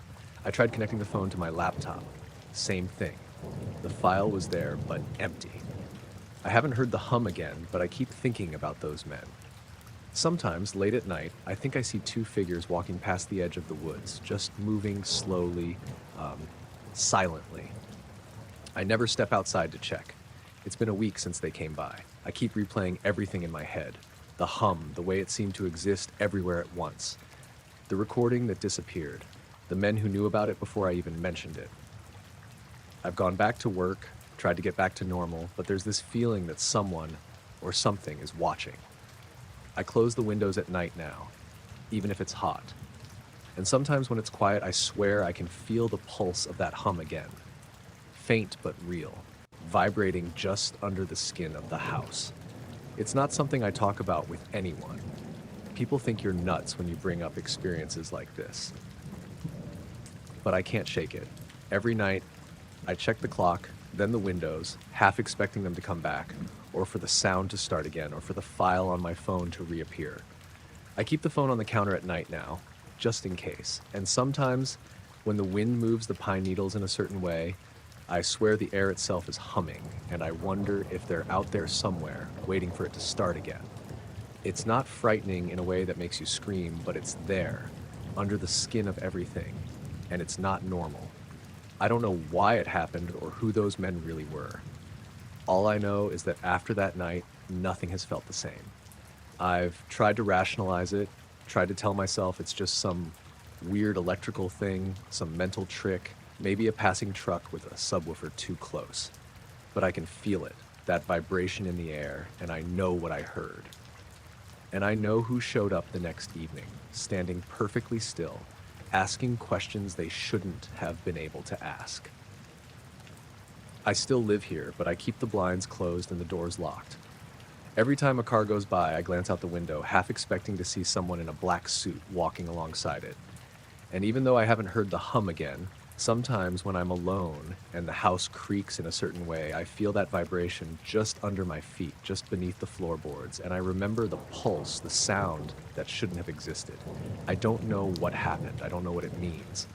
All I know is that something did, and it left its mark.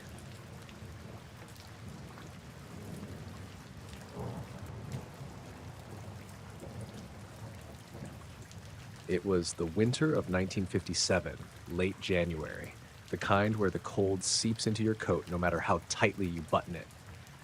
The county fair was smaller that year, mostly because of the weather, but they'd advertised an Air Force flyover as part of the day's events, and that brought out more people than usual.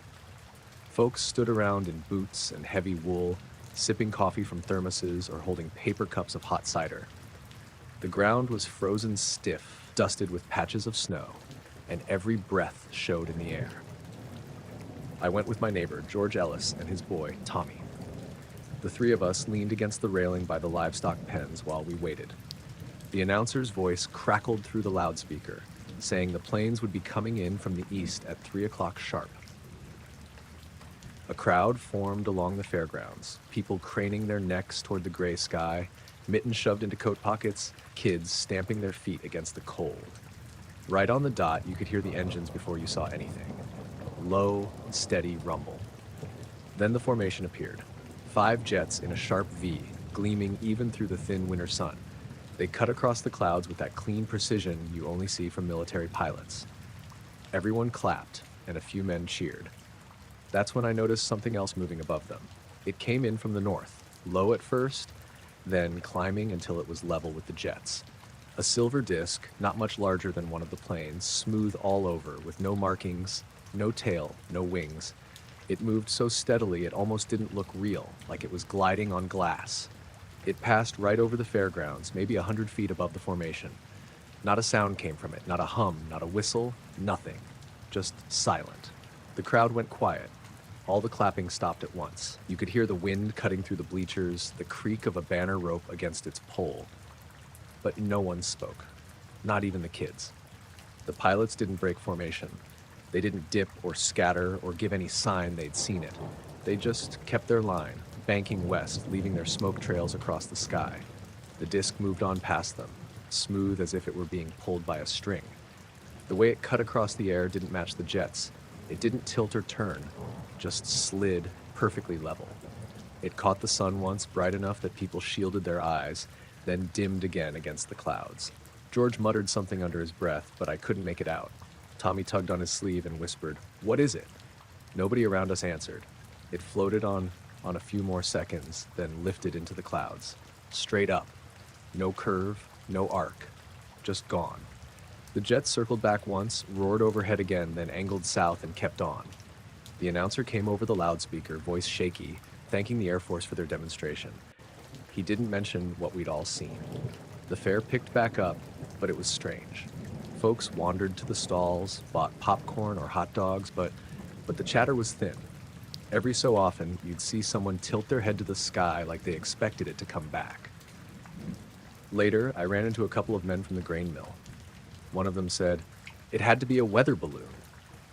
But his tone didn't sound like he believed it. The other just shook his head and wouldn't say a word.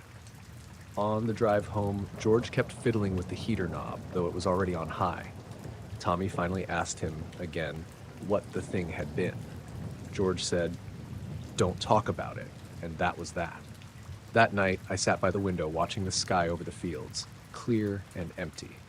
But I couldn't shake how quiet everyone had gone when it passed. Like for those few seconds, the whole fairground was holding its breath.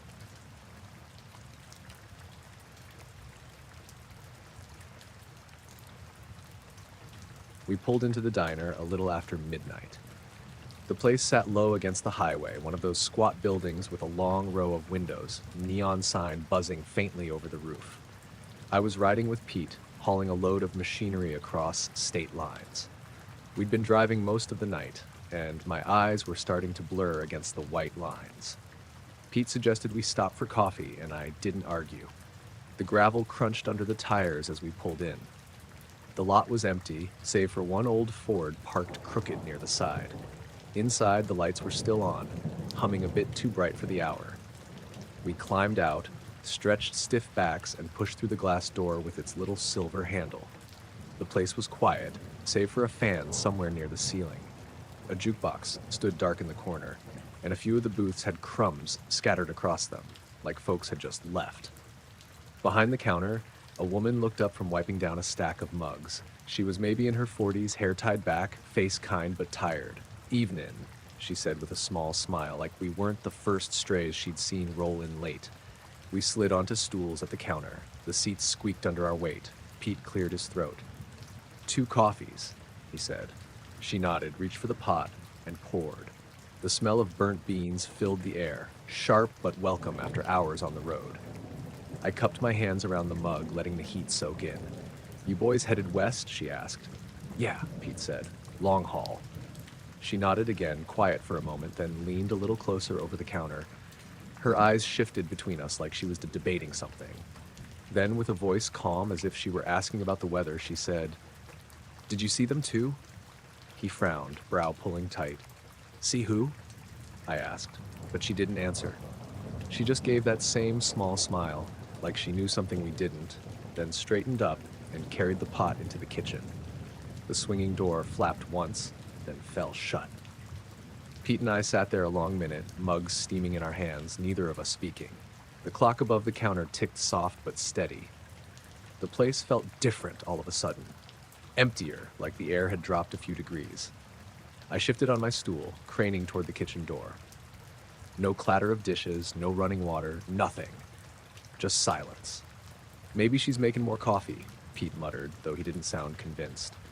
We waited another 5 minutes. Nobody came out. Pete tapped his fingers against the counter. Finally, he stood and walked over to the kitchen door, pushed it gently open. The hinges squeaked. "Well?" I asked. He stepped inside, disappeared for a beat, then came back shaking his head. "Nobody there," I laughed, though it came out thin. "What do you mean, nobody there?" "I mean the place is empty. Stove's cold, no lights on in the back, just boxes stacked up like it ain't been used in weeks." I got up and checked for myself. He was right. The kitchen was bare, shelves dusty, floor swept clean. No half-washed dishes, no food smells, nothing. It looked like no one had cooked back there in a long time. But I'd seen her carry the pot through that door. Pete had too. Back at the counter, our mugs still sat steaming. Full. Coffee dark and fresh, like it had just been poured. We sat back down, not knowing what else to do. The neon sign buzzed faint through the glass, throwing a sickly pink glow across the room. My stomach churned. "You heard what she said," Pete murmured finally. I nodded. "Yeah." We didn't talk about it again, not then. We finished our coffees in silence. The clock ticked on. I swear, the place grew quieter with each passing minute, like the whole diner was holding its breath. When we finally stood to leave, I glanced back at the counter. The 2 mugs still sat there, but something about them seemed off. I couldn't put my finger on it. Maybe the way the steam rose slower than it should have, or how the liquid inside didn't ripple when I set mine down. Outside, the highway stretched black and empty. The air was still. No crickets, no wind, only the sound of our boots on gravel. We climbed back into the cab, shut the doors, and pulled out. The neon glow fell away in the rear view, swallowed by the night. For a while, neither of us spoke. The tires hummed, headlights cutting the dark. Finally, Pete cleared his throat. "You think she was asking about lights?" he said. I didn't answer right away. A few hours earlier, somewhere east of town, I had noticed something strange low over the fields.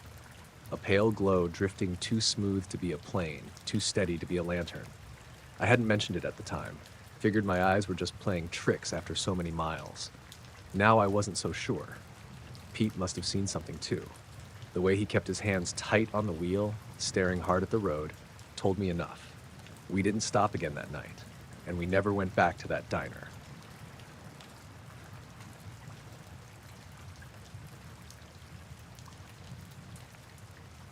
It was 1957, and we'd driven out to Lake Winola for a picnic. My wife Clara packed sandwiches, hard-boiled eggs, and a jug of lemonade. Our boy, Henry, was 9 then, and our daughter Ruth had just turned 6. We spread a blanket on the grass a little ways from the water, near where the birch trees thinned out and gave us a clear view of the sky. The lake was quiet that evening. Just a couple of fishermen in rowboats out near the far side, and the occasional sound of a screen door banging shut from the cabins scattered along the shore. The air was still warm, but you could feel the night creeping in, and the first stars were starting to poke through. We ate slow, talking about nothing in particular. Clara fussed with the basket. Henry kept trying to skip stones, even though he never got more than 2 skips. And Ruth lay flat on her back, staring upward, pointing out stars she said were twinkling funny. I remember leaning back on my elbows, looking at the sky. That was when I noticed it. At first, I thought it was just a trick of the clouds, but then I realized it wasn't moving like a cloud. Right above us, blocking out a patch of stars, there was a shape. It was triangular, with edges so sharp it looked unnatural against the sky. No lights on it, no sound at all, just a vast, dark form drifting slow and steady. I sat up and pointed. "Do you see that?" Clara looked up, then at me. "See what?" "That," I said, tracing the outline with my finger. "Right there, it's covering the stars." She squinted, shook her head. "I don't see anything." I turned to Henry. "Look there, son, above the birch tree tops." He tilted his head back, chewing his lip. "Just stars, Daddy." Ruth barely glanced up. "Nothing's there." She went back to pulling grass blades and tying them into knots. I stared back at the sky, and the thing was still there, big enough that it covered nearly half the visible stars above us. It moved so slow it was hard to notice at first, but if you kept your eyes fixed, you could see it creeping. I rubbed my eyes, looked again. Still there. I stood, shaded my brow even though it was night. The shape didn't waver. "Come on," I said, trying not to sound rattled. You're telling me none of you can see that? It's right above us. Clara gave me a half smile, and held the kind you give someone when you think they're joking. Maybe you've had too much sun. But I hadn't. I hadn't even touched the lemonade, let alone anything stronger. I kept staring, my chest tightening. It wasn't just a shape anymore. It was close enough that I could almost imagine texture to it, some kind of uneven surface. It blocked out stars as it moved, swallowing them one by one and revealing others on the opposite side. And still, no sound. No engine, no wind, nothing, just silence. I thought maybe the fishermen out on the lake would notice, but they went right on casting lines. Not a glance upward. The whole world seemed oblivious. I sat back down, trying to act calm, but my hand wouldn't stop gripping my knee. I don't understand, I muttered. What don't you understand? Clara asked, folding the blanket corners over the leftover food. You really don't see it? She looked at me then in a way that made my stomach twist. Not annoyed, but concerned, like she thought I was sick. I tried to explain, pointing out how it moved, how it covered the stars, but the more I talked, the more uneasy everyone looked. Ruth asked if we could go home. Henry said I was making it up. But the thing kept drifting. Slowly, it angled toward the far side of the lake. I followed it with my eyes until it passed over the fishermen's boats. They didn't so much as raise their heads. Then it crossed over the ridge of trees beyond, and just like that, it was gone. The stars filled back in, every one of them clear and sharp. I sat there, waiting for something else to happen, but nothing did. The crickets chirped, the water lapped against the shore. Ruth tugged Clara's sleeve, asking for another cookie. The world went on like nothing strange had passed above it. The ride home was quiet. I didn't bring it up again, and neither did they. But I know what I saw. That black triangle, silent and massive, blotting out half the sky. And I'll never understand why I was the only one who could see it.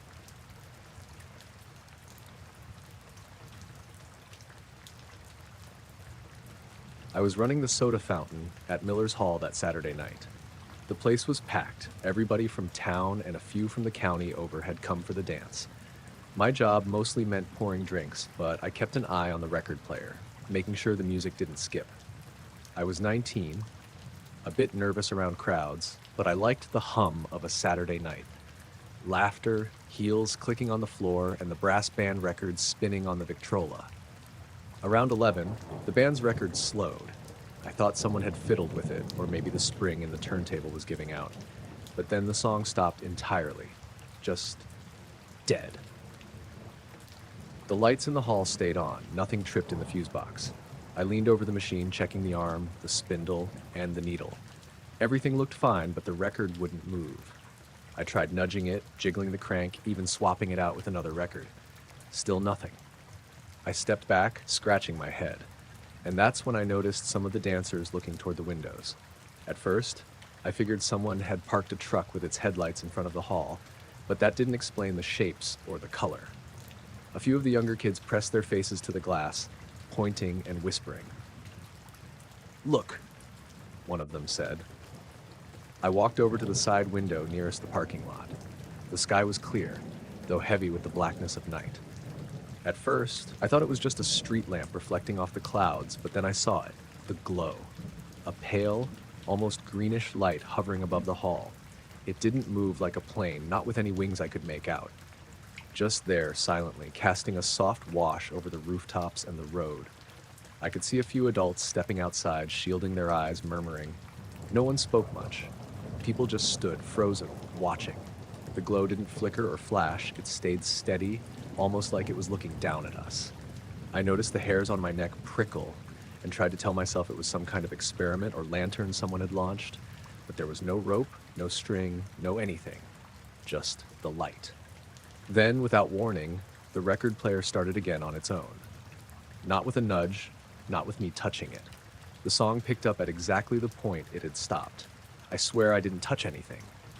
My hands were at my sides the entire time. The music had an odd echo, like the sound was stretched just a little too long, but it played through. I stepped outside after a moment, telling myself I needed some air, maybe to shake off the weirdness of the stopped record. The glow had shifted slightly, now hovering nearer to the tree line behind the hall. It was difficult to judge the distance. There was no sound, no hum, nothing to give away its size or speed. I tried to see its shape, but the edges were blurred, like a cloud lit from inside. Some of the kids had wandered back in by then. A few older men were whispering together, hands shading their eyes. One of them, a man named Harold, who ran the gas station down the road, muttered, "I've seen lights over the plains before, but never like that." I nodded, not sure if I wanted to admit how little I understood. I looked back at the hall. Through the front windows, the dancing continued. Nobody seemed to notice the glow now. Maybe they couldn't see it from their angle. Or maybe they had, and it didn't matter. I couldn't tell if I was relieved or more unsettled. I turned back toward the object. My eyes kept catching tiny movements around it, flickers like shadows passing in front of the glow. I thought I saw figures, thin and elongated, but whenever I blinked or shifted my gaze, they disappeared. No one else seemed to notice them. I finally walked closer to the tree line, trying to get a better look. The glow remained just above the edge of the woods, but now I thought I could make out a pattern in its light, almost like the surface was covered in small panels reflecting the moonlight unevenly. Or maybe my mind was filling in shapes where there were none. I stopped myself from moving too close. The feeling was heavy, almost physical, pressing at my chest. After a few minutes, it drifted slightly to the east. Not quickly, not like an airplane or helicopter, just shifting as though the air itself was carrying it. I blinked, and it seemed a little farther than before.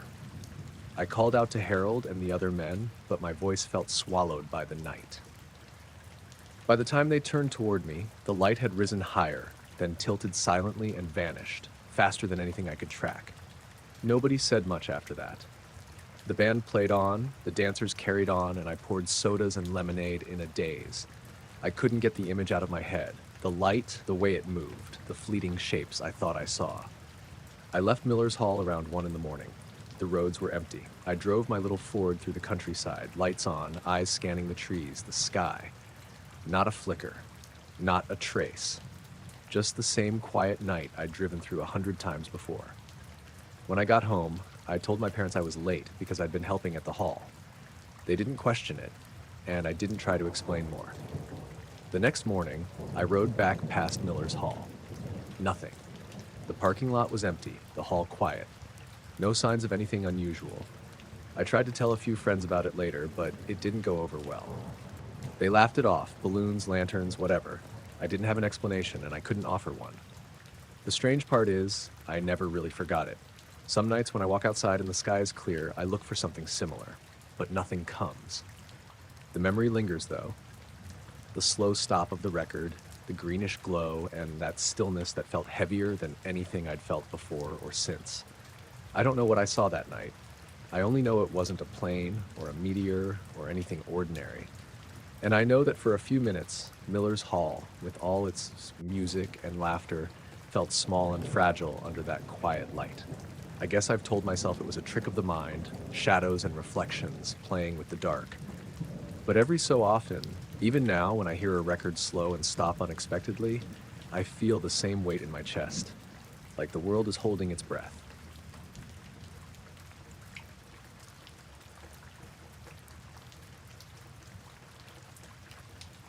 I remember standing on the corner outside the little diner in Ashford, waiting for the payphone to free up. It was late, just past 9, and the fog had started rolling in off the river, thick and damp enough to make the streetlights look like halos. I was 15, wearing my school jacket over a button-down, fiddling with a coin in my pocket. My friend Marcy had asked me to call her, but the phone booth was already occupied, so I leaned against the wall, watching my breath curl in the cold air. When the line finally clicked free, I dropped in the nickel and lifted the receiver. The dial tone was faint, warbling like it had been stripped down and repaired one too many times. I dialed Marcy's number, trying not to think about the mist creeping up around my ankles, seeping through my shoes. The moment I hit the last digit, there was a click, and then something that made me freeze. A voice. It said my name. Flat, metallic, like it had been run through some machine. Walter Hughes, December 4th, 1939. I nearly dropped the receiver. I swallowed, trying to tell myself it was some prank, maybe one of the older kids messing around. But the street was empty, and the fog made even the diner look like a distant glow. Who is this? I managed, my voice higher than I wanted. The line was dead for a heartbeat. Then it repeated exactly the same. Walter Hughes, December 4th, 1939. I hung up, thinking maybe I had misheard, or maybe the line had cracked in a funny way. I tried dialing again. Nothing. Just dead silence, the faint hum of electricity in the wires.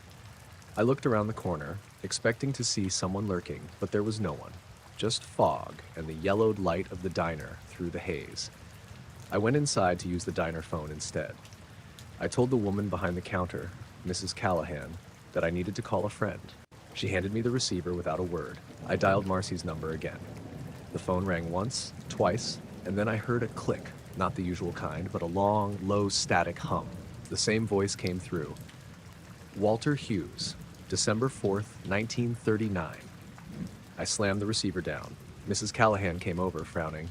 "You been talking to yourself, Walter?" she asked. I shook my head, but she gave me that look you get when you're a kid who doesn't understand adults' work. "The line never connected," she said. "No call ever came through. Not your friend, nobody." I blinked at her, confused. I called Marcy," I said. She shook her head. "Nobody answered. You didn't call anyone." I didn't argue. I couldn't. Something had happened, and it wasn't making sense. I paid for a cup of coffee with shaking hands, trying to ground myself. I told Marcy about it the next day, but she didn't believe me. Said I'd imagined it. Maybe I had, I thought at the time.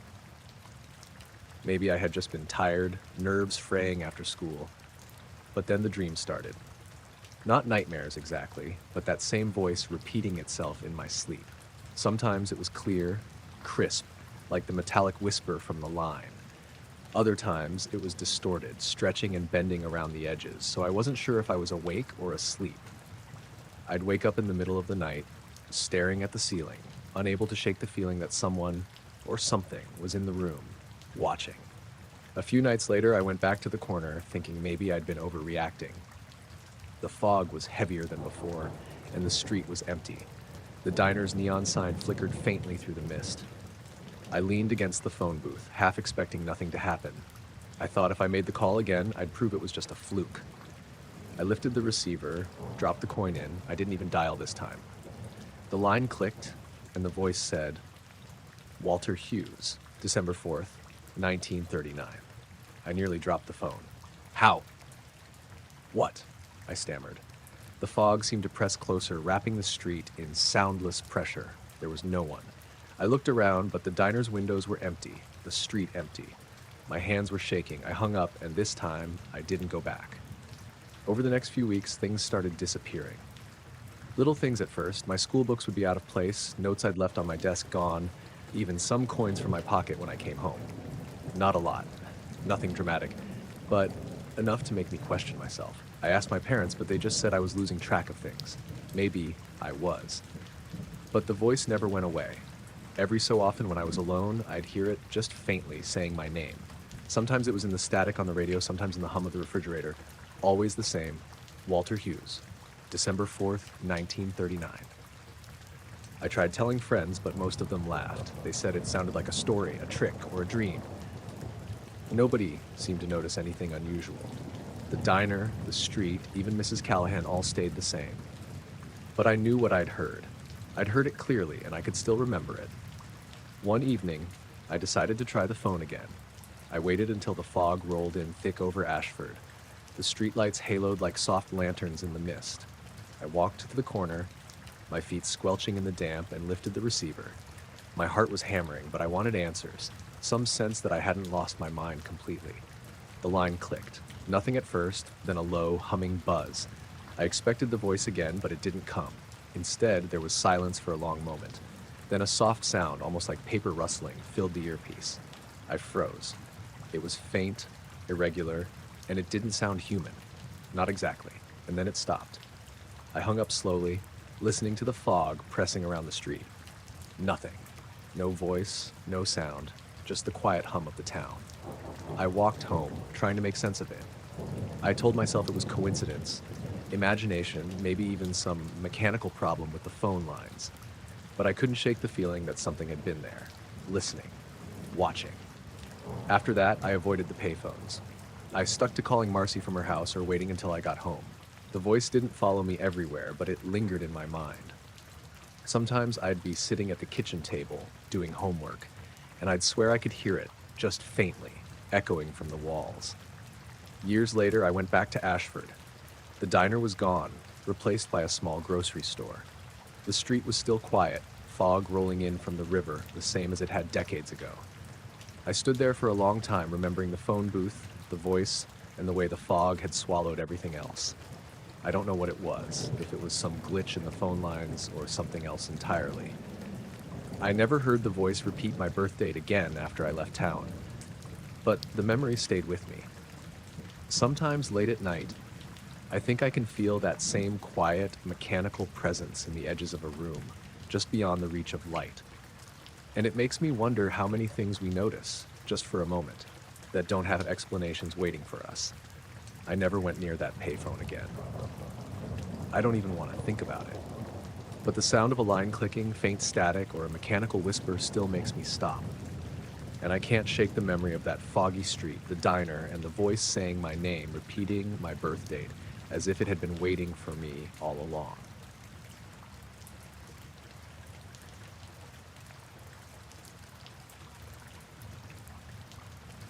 I was driving the 715 out of Millersville, a little bus route that runs between the county seat and the farms scattered across the outskirts.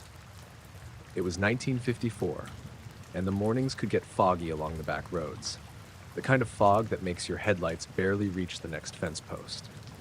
That day started like any other, chilly, the kind of damp that seeps into your coat if you leave it hanging in the back.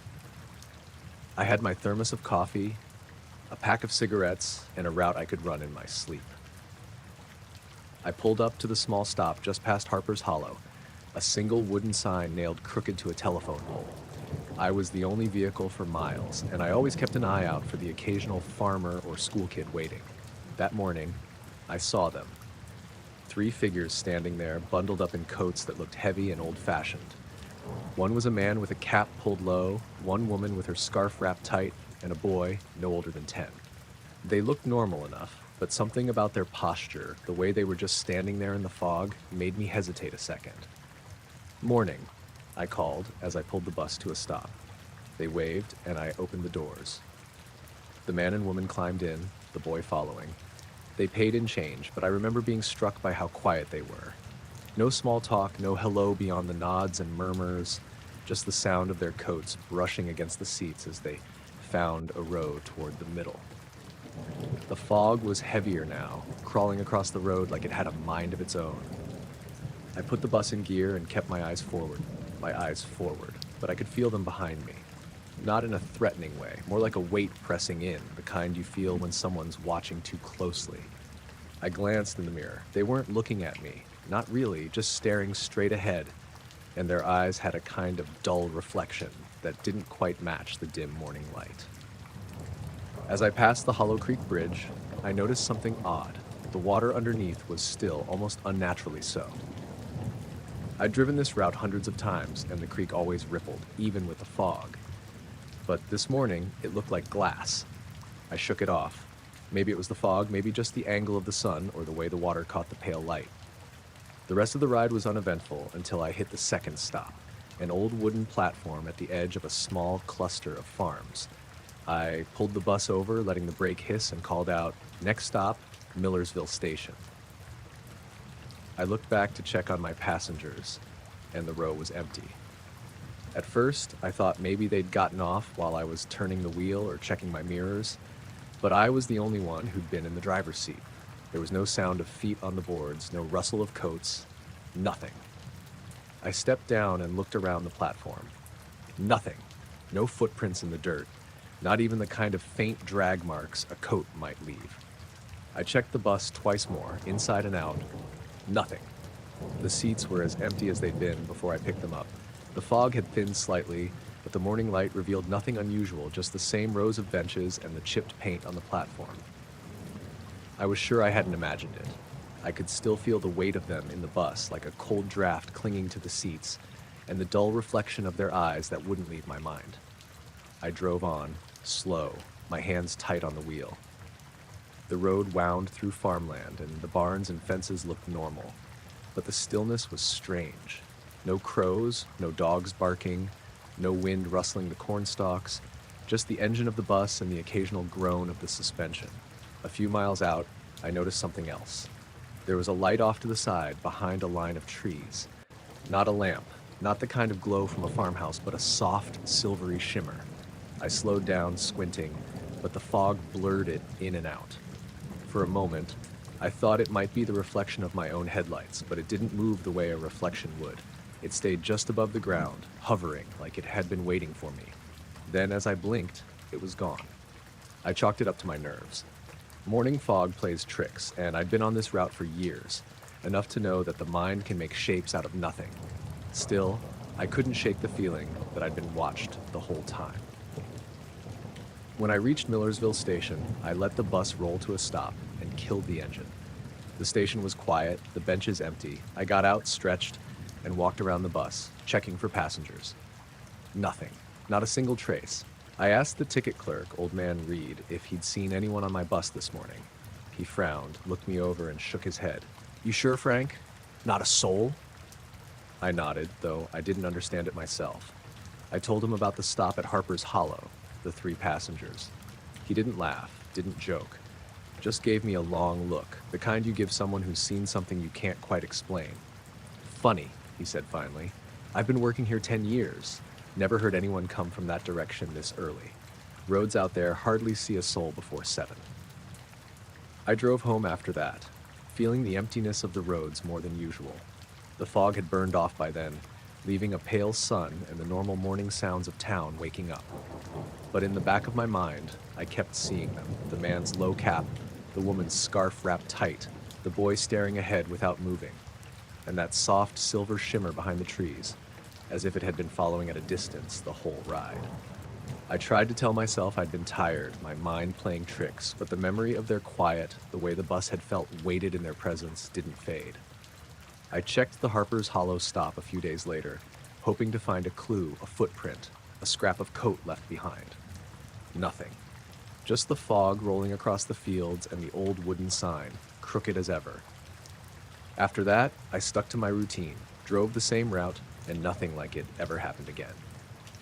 But sometimes, when the fog rolls in and the morning is still and the road seems too quiet, I swear I can see a shape at the edge of the trees, faint and silver, watching, waiting.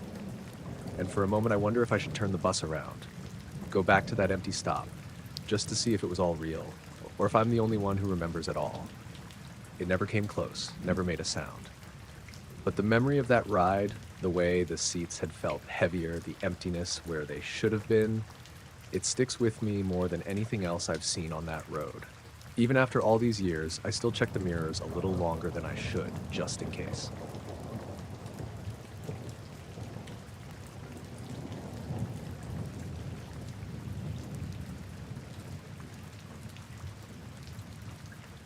I was coming down off the ridge when the cornfield stopped being a cornfield.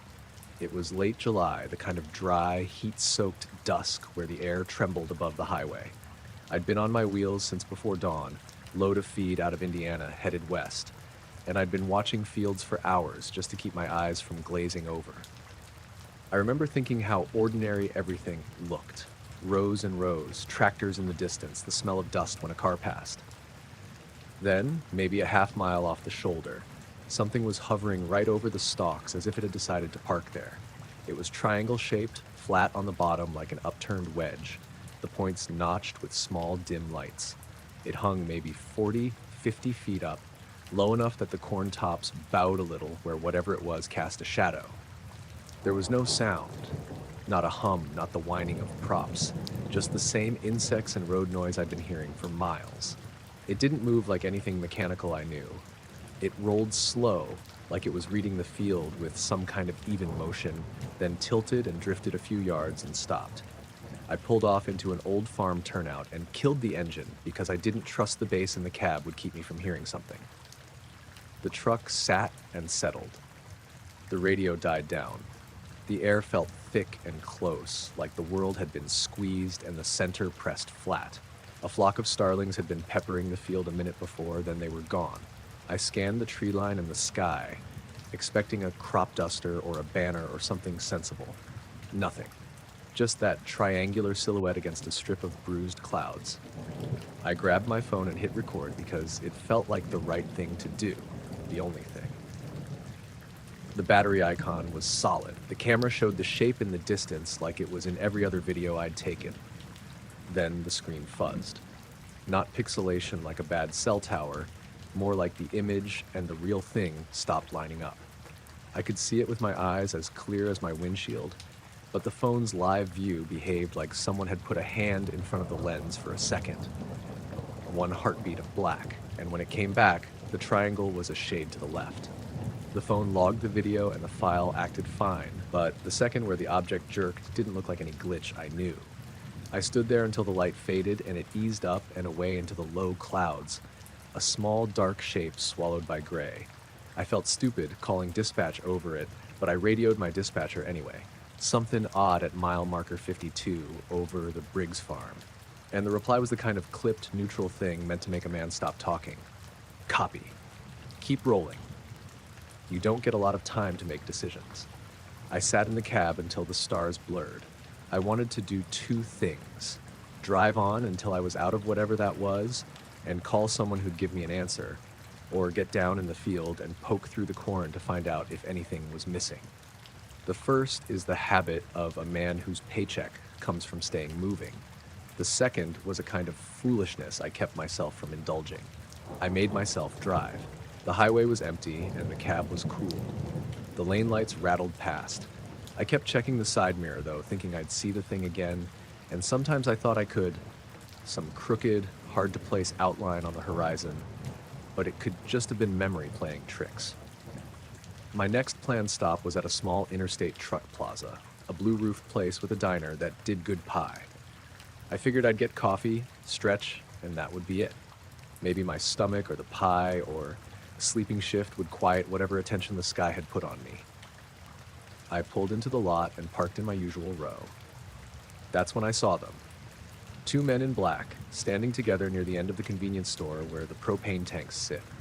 They were spaced a little too perfectly, like bookends. Both had on dark suits, narrow ties, shiny shoes, the kind of unruffled getup you see in movies when someone mysterious steps out of a cab. They were watching the lot, watching the traffic, and watching me. I got out of the truck slow and went to the restroom like it was the most ordinary thing I could do. When I came back, the men were still there. A woman in a reflective vest filled her water jug at the pump, and they didn't turn their heads. The cashier at the window kept glancing at the door, then back to the register. I could feel the way the men looked at me without moving their heads. Just eyes like two lenses fixed on a point. They didn't enter the store, they didn't stand in line, they didn't buy coffee or a pack of smokes. They just stayed at that end of the lot and watched the lot, watching people, watching me. It made me want to leave my coffee and donuts and get back behind the wheel and roll off the lot. I had this ridiculous urge to back up and pull out because staying would give them a chance to do something. It sounded ridiculous even in my head, like one of those thoughts you get when sleep is catching up, but I felt it all the same. I walked over to the air and stretched, fingers under my shirt, trying to keep it casual. One of them shifted his weight for the first time since I'd seen them. Not toward me in a way that suggested movement. Just the smallest reach, the slightest turn so that his shoulder lined up with mine. Identical faces, I realized then. Same jawline, same eyes, same expressionless mouth. And they were both focused like the lot was a stage. No cashier came outside. No security walked up. A handful of drivers went about their business, oblivious. I tried the polite smile, the small signal human gesture drivers use to diffuse things. Nothing. They didn't smile back. They didn't blink much, if you noticed. Men in black at a rest stop. There's a kind of joke cab chatter about that, about conspiracy hours and encounters, and usually it's laughed at over coffee. I thought of the dispatcher's voice saying, "Keep rolling," and realized again I had no goddamn sense of where to put this. My friend Luis calls me brave for showing him the video on my phone later that night. I couldn't have shown it if I'd scanned the footage first, because the clip had an odd jump exactly where the object crossed the frame, like someone had spliced a different bit of cloud in. The audio track had a second of high, thin static that looked like a recorded squeal on the wave, then nothing. Luis leaned back and blew out a breath and said, "Keep your ears open." He meant, of course, the sensible thing. Keep your eyes and ears open while you drive and don't do anything stupid. At some point during those coffee and pie minutes, I went and bought the pie. I set it on the passenger seat because habit says a man shouldn't get on the road hungry. When I came back out, the two men were still standing there. The sun had dipped a little more. They were unmoving in that way that made them look like part of the furniture. I got in the truck, started the engine, and pulled out. They watched me leave. No hand waves, no approach, just the watching. I told myself it was coincidence. Men in suits parked because they liked the spot or were working on something official. But when I passed a second rest area an hour down the road just to stretch again, I saw a sedan parked under the far light. No one near it. The driver's door was closed. The license plate was clean. From the angle I got as I rolled by, I could have sworn I saw someone in a dark suit sitting perfectly still on the passenger side, staring forward. I haven't said anything to my company about the craft or the men. I filed a short note in my log. Saw unknown object over Briggs Farm. Photo saved.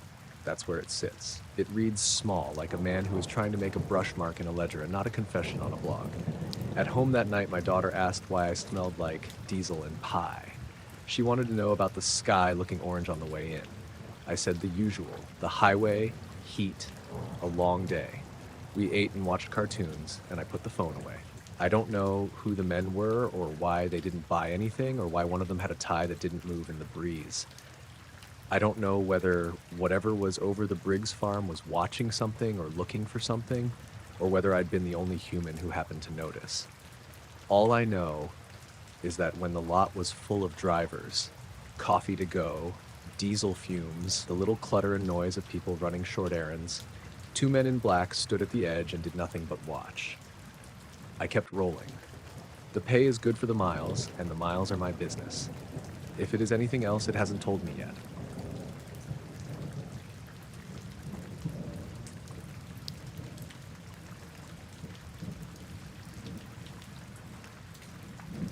I was driving back from visiting my cousin in Eastern Oregon, taking one of those long two-lane highways that feel like they cut through the middle of nowhere. It was late afternoon, the kind of overcast sky that flattens the light so you can't tell if it's getting close to evening or not. I'd been watching my gas gauge dip for the last 20 miles, so when I spotted a faded sign for a station up ahead, I figured I'd stop. The place looked old, but not abandoned. One pump island, a little shop with a single front window, and a tall sign with half the letters missing. The gravel crunched under my tires when I pulled in. I'd barely shifted into park when a man stepped out from around the side of the building. He was wearing a blue work shirt with Martin stitched on a patch over the pocket and a tan cap pulled low. He smiled as he walked up, one hand already on the pump handle. "Evening," he said, cheerful. "Fill it up?" I nodded, rolled my window down halfway, and handed him my card. He swiped it on a little handheld reader hanging from his belt, then started pumping gas. "Bit of a cold snap coming in tonight," he said, glancing at the clouds. "Gonna be down to the high 20s after sunset." I remember blinking at that because I'd been driving all day in short sleeves with the windows cracked. My car thermometer had read 74 when I pulled in. "Really?" I said. "Feels pretty warm right now." Martin chuckled, like I'd made a joke. "Not for long. Last night it was barely over 30 by the time the moon was up." Something about the way he said it made me check my own watch, even though that didn't have anything to do with temperature.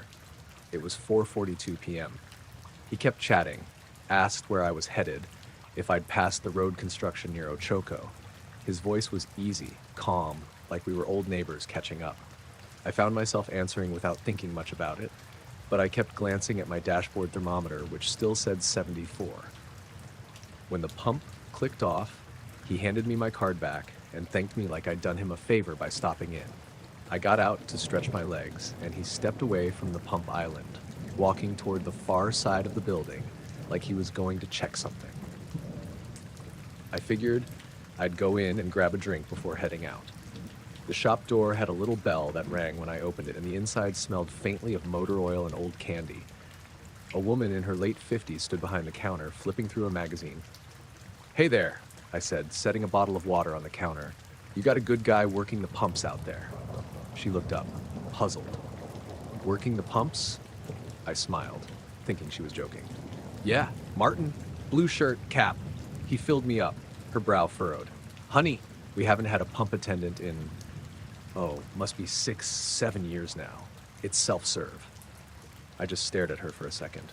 "No, I mean, he was just out there. He took my card and everything." She shook her head slowly, like she wasn't sure if I was messing with her. "I'm the only one here. Has been all day." I didn't know what to say to that. I pulled out my wallet, slid a 20 across for the water, and stepped back outside without pushing it. The pump island was empty. No sign of Martin. The gravel lot stretched out on all sides, flat and open, no cars but mine. I glanced toward the side of the building where he'd walked earlier. Nothing. I climbed back into my car, shut the door, and sat there with the engine off for a minute. The temperature reading on my dash still said 74. The air coming in through the cracked window was mild, the kind of early fall warmth that sinks slow. When I backed out, I drove past the far side of the building and into that just to see.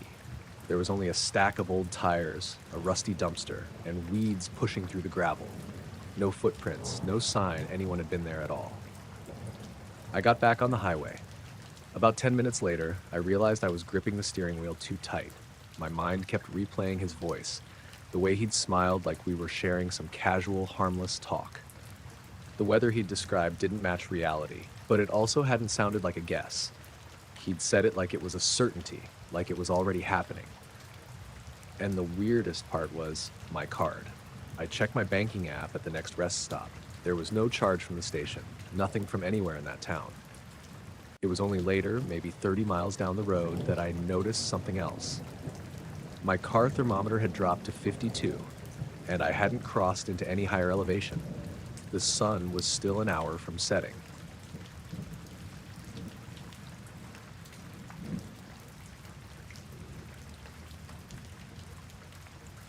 I was on the switchbacks below Guadalupe Peak before the sun even hit the saddle, boots squelching on packed limestone when my watch blinked over and over and then went dark. That was the first small odd thing. No storm, no drop signal on the Ranger map, just the cheap Garmin I carried for route logging, deciding it didn't want to play anymore. I shoved it back into my pack and kept going. Name's Marta Reyes. I hike these parts every few months to keep my head straight from the clinic in Van Horn. I knew the trail, and I knew the way the piñon and juniper smelled in morning cold. I knew where the cairns sat, like punctuation marks. The second odd thing was birds. 1 minute the scrub was a chorus, chipping, scolding, the scratch of sparrows. I whistled out a note, and the sound stopped as if someone cut a switch. It wasn't the coyotes. They don't sing then. The silence felt like falling through cotton. I stopped and scanned the draw below me and the slope above, and nothing moved but the ragged grass. For a while I thought maybe I just walked into a pocket of quiet. I waited. A lizard blinked on a rock and a scrub jay complained from a tree far off, but the immediate world stayed hushed in a way that pressed on my ears. I took out my phone to mark the waypoint, and it read, "No signal." Even though I'd been able to ping a ranger an hour before, my GPS handheld, the old backup I never trusted unless I had to, showed the trail in bright blue.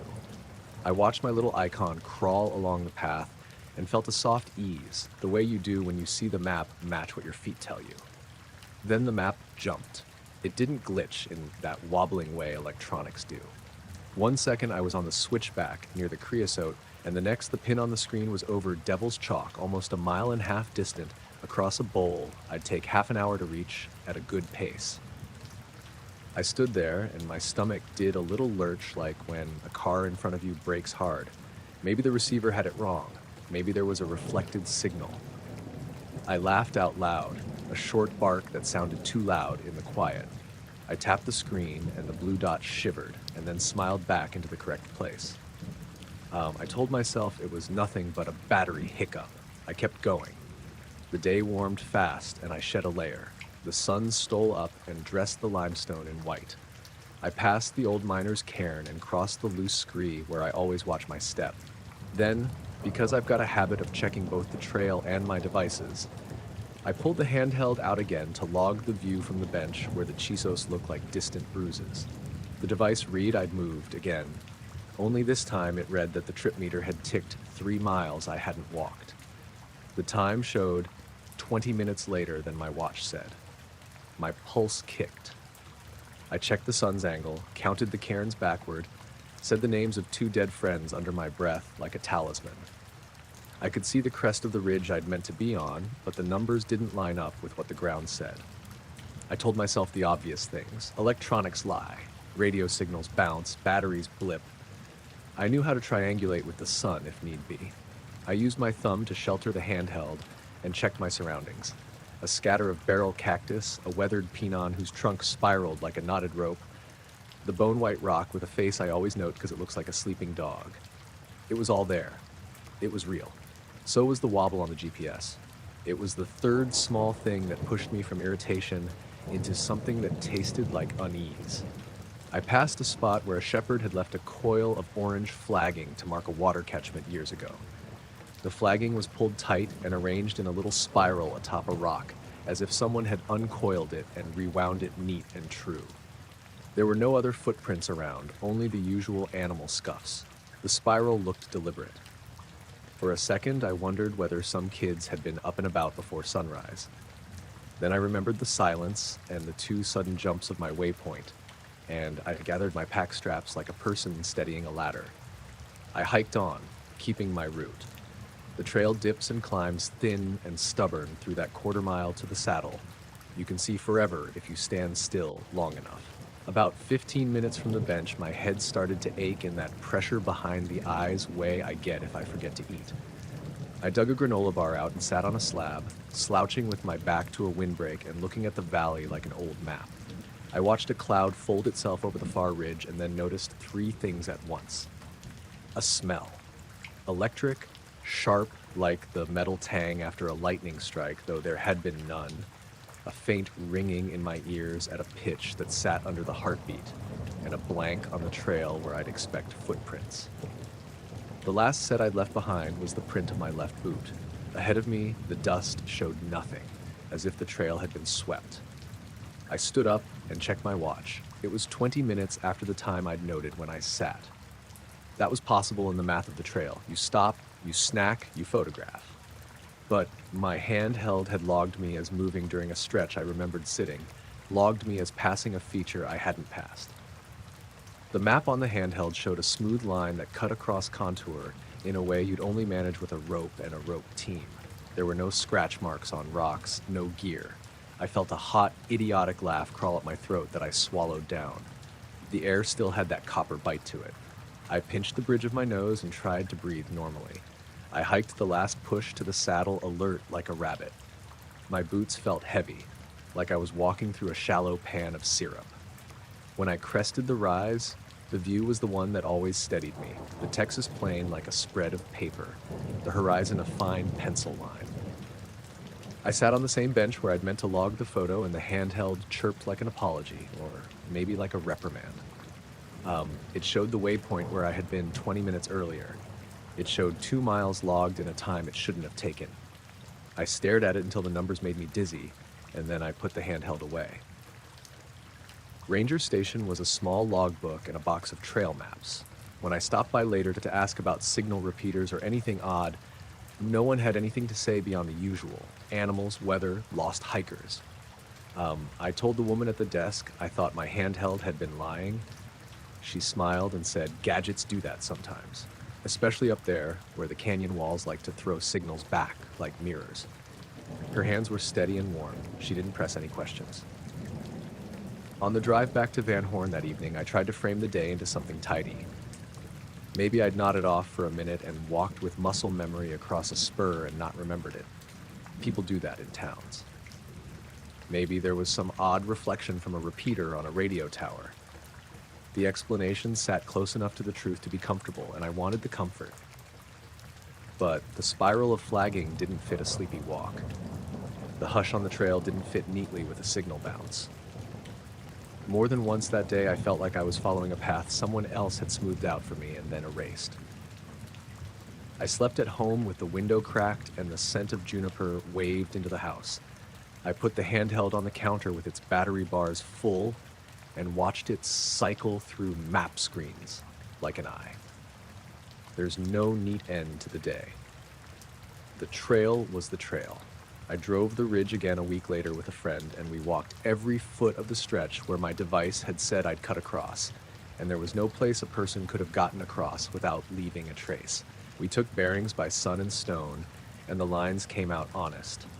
The handheld still shows a line like a seam where I apparently slipped through ground I did not cross. I came away with bruises from the memory, a thin, persistent knot of things that don't quite line up when you lay them side by side. A watch that blinked out, a quiet like cotton, a map that says I walked where I did not, a spiral of orange flagging wound meat on a rock. I don't have any bright claim because there wasn't one, not in any language I trust. I just had a morning in the mountains that rearranged the small certainties I use to measure myself. Some nights I replay the trail in my head like a map and try to find the seam.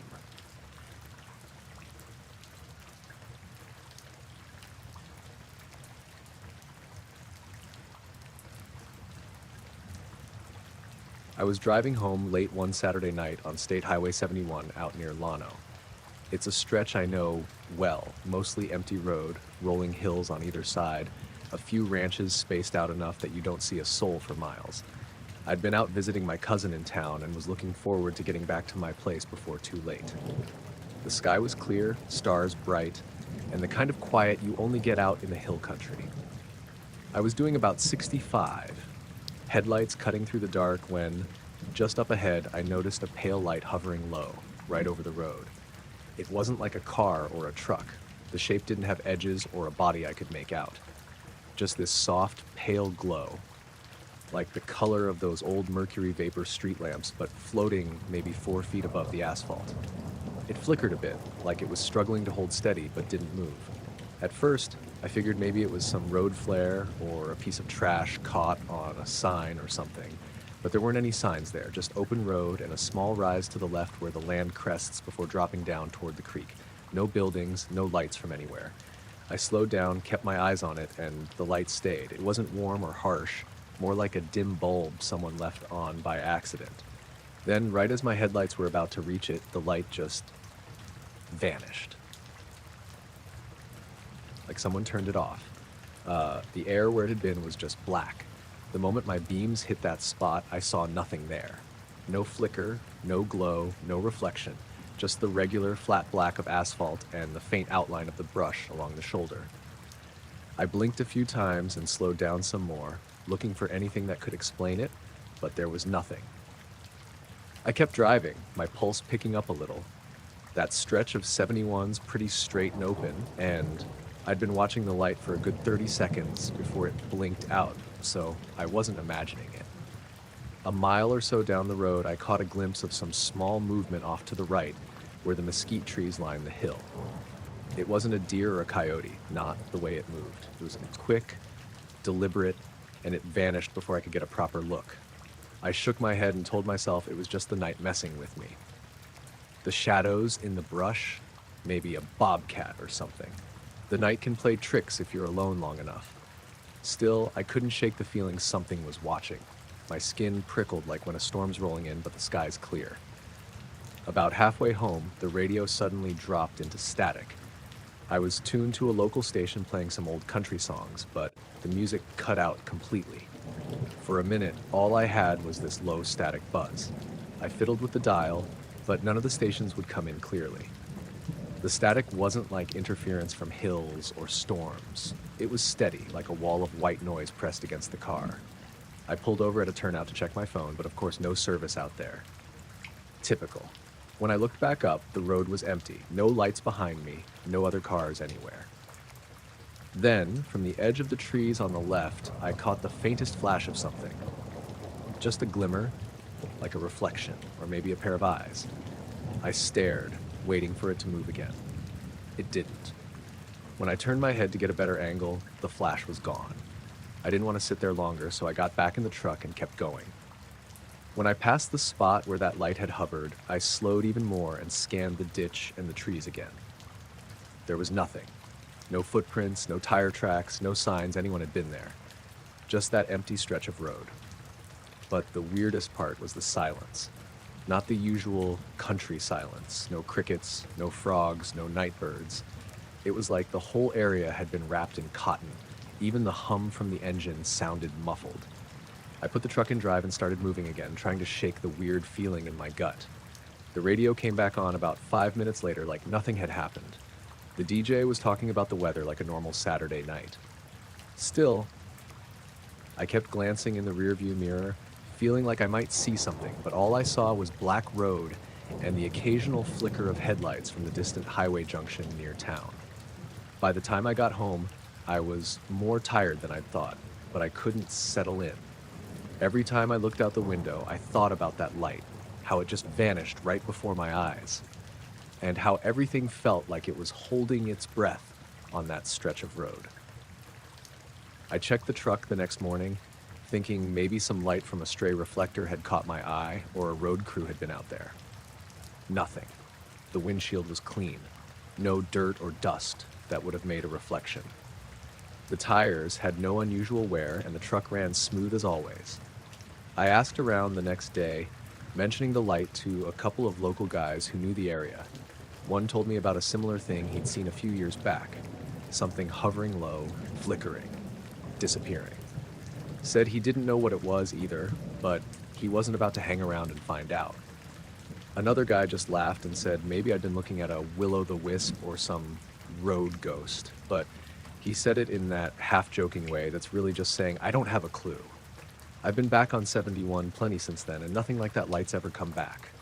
But sometimes when the night's just right, clear, quiet, and with that wide open sky, you can still feel it there, just past the curve where the trees lean in close to the road.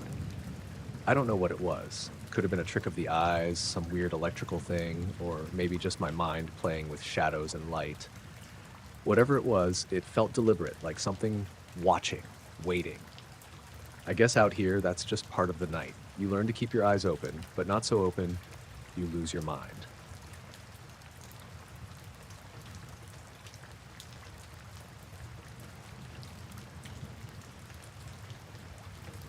You don't expect much to happen on a Thursday night at the Springfield Community Baseball Field. It's not a big stadium or anything, just the usual setup with 4 poles holding the floodlights, a worn-out chain-link fence, and a cracked asphalt parking lot that smells like old popcorn and fresh-cut grass.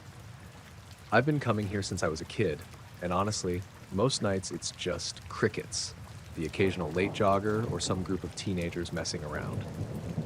That night, though, everything felt off right from the start. I'm Mark Dutton, by the way, and I live just a few blocks from the field, so I usually come here to clear my head after work. It's quiet, and there's not much to worry about. I got there around 10:15 p.m. It was chilly for late July. Ohio summers get humid, but that night the air was strangely still, like someone hit pause on everything. There were a handful of teens sitting on the bleachers. They were tossing a baseball back and forth, laughing, but it wasn't the usual loud, easygoing noise you hear. They were quieter, watching the sky more than the game. I figured maybe someone spotted a satellite or something, so I looked up too. That's when I saw it. Hovering right above the tallest floodlight pole was this weird shape. I don't even know how to describe it right. It wasn't like any airplane or drone I'd ever seen. It was a dark shape, almost a silhouette, but it didn't have clear edges. More like a shadow hanging in the air with this faint, almost oily shimmer around it, like heat haze, but colder, if that makes any sense. No blinking lights, no sound, nothing that should be there at all. The teens noticed it too. One of them, a kid named Joey, I think, pointed at it, eyes wide. "Hey, what the hell is that?" We all stayed quiet, just watching. The ball got dropped, and no one said a word. Then, after a minute or so, one of the kids, a girl named Casey, picked up a rock from the dirt near the fence and threw it straight at the thing. Like, it was almost a reflex, but braver, or maybe just dumb. The rock didn't hit anything, it just kind of disappeared as it flew through the shape. And then the whole thing vanished, just like that. No sound, no flash, no trick of the light. One second it was there, the next it was gone. But that's not the worst part. Right after it disappeared, every single floodlight on the field exploded at once. Not just flickering or going out, full-on explosions. The lights blew out with this loud pop and sparks flying everywhere. The glass shattered and fell like rain, and the whole field went pitch dark. I swear, the way that happened was like someone pulled the plug on reality for a moment. Everyone froze. The teens started yelling and scrambling for their cars. I could hear a few people cursing about the lights, the noise, all that. I was standing there, heart pounding, thinking, what the hell did I just see? It got quiet again, except for the broken glass tinkling on the ground. I walked over to the fence, looking up at the empty sky where the thing had been hovering. The stars looked normal, but I felt like something was missing. Like the night had a gap, a blank spot in the usual hum of sounds and smells. A couple of the teens hung back, eyes glued to the dark tree line beyond the parking lot. Joey kept saying, "Did you see that? That thing was real. It just vanished." I nodded, but didn't say anything. I wasn't sure if I wanted to admit I was freaked out or not. We stood there for a few minutes, the only light coming from the street lamps down the road. Then out of nowhere, my phone buzzed in my pocket. I pulled it out, but it wasn't my usual notifications. The screen was weird, all staticky, like it was having trouble pulling a signal. The time jumped back and forth, flickering between 10:18 and 9:42 for a good 20 seconds before settling at 10:19. I showed the others. They all looked confused. Casey said her phone had been acting weird too, like it lost service for a bit and then popped back on. I'm not sure how long we stood there after that, but the feeling of being watched started to creep up on me. Like someone or something was standing just beyond the trees, staring. I glanced over my shoulder a few times but never saw a thing. The weird thing about that place is how open it is. There's nowhere to hide behind the field except the woods on the edges. You can see the road and some houses a ways off. But that night, the woods felt like a wall of silence. No rustling leaves, no animals, just stillness. After a while, I told the kids to get going before someone called the cops about the lights or something. We said our goodbyes, but none of us looked away from the dark tree line. When I got home, I tried calling my wife, but the call wouldn't connect. The phone showed no service, which was odd since I usually get a full bar right there. I checked all the windows and doors, made sure the house was locked, but the unease stuck around. I couldn't sleep that night. Every creak in the house, every flicker of streetlights outside, felt like a sign something was watching. The next morning, the field was a mess. The exploded lights had left scorch marks on the poles and glass everywhere. The town crews showed up and started repairs, but the story about what happened spread fast. No one knew what the hovering shape was. Some said it was a drone, others joked about government experiments, but no one could explain the silence it came with, or how it just disappeared when hit by a rock. Since then, I've gone back to the field a few times, but it never felt quite right. The place is the same, sure, grass, dirt, fences, but when I'm there, I can't shake the feeling I'm not alone. Sometimes when I'm driving home at night, I catch a flicker in the sky, just out of the corner of my eye, a shadow that doesn't belong, hanging just a little too still. I can't say what that was or why it came to Springfield that night. I only know that the baseball field lights blew out exactly in the moment it vanished. And after that, my phone's clock went all screwy for a bit. And whatever that thing was, it didn't want us throwing rocks at it.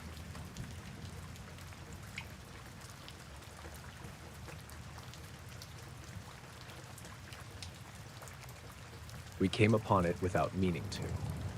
It was 1950, and Tommy and I had been out on the county road because that's what boys did when there was nothing special to do. Riding bikes until the spokes sang, then walking farther into the fields than our mothers liked.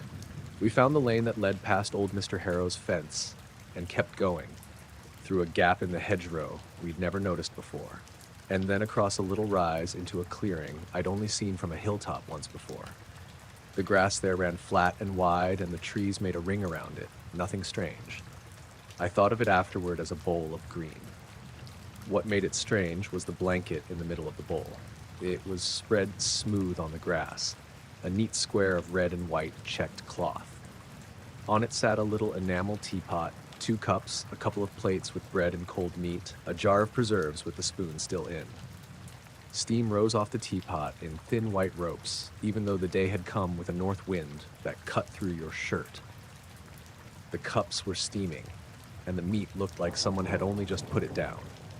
Tommy and I stopped at the tree line and looked at each other the way you do when you find something you know you ought not to touch. There weren't any tracks leading to the blanket. No boot prints, but no bicycle marks in the grass. The ground around it was unbruised. It was as if the picnic had been laid down and everyone had stepped away footless. We went closer.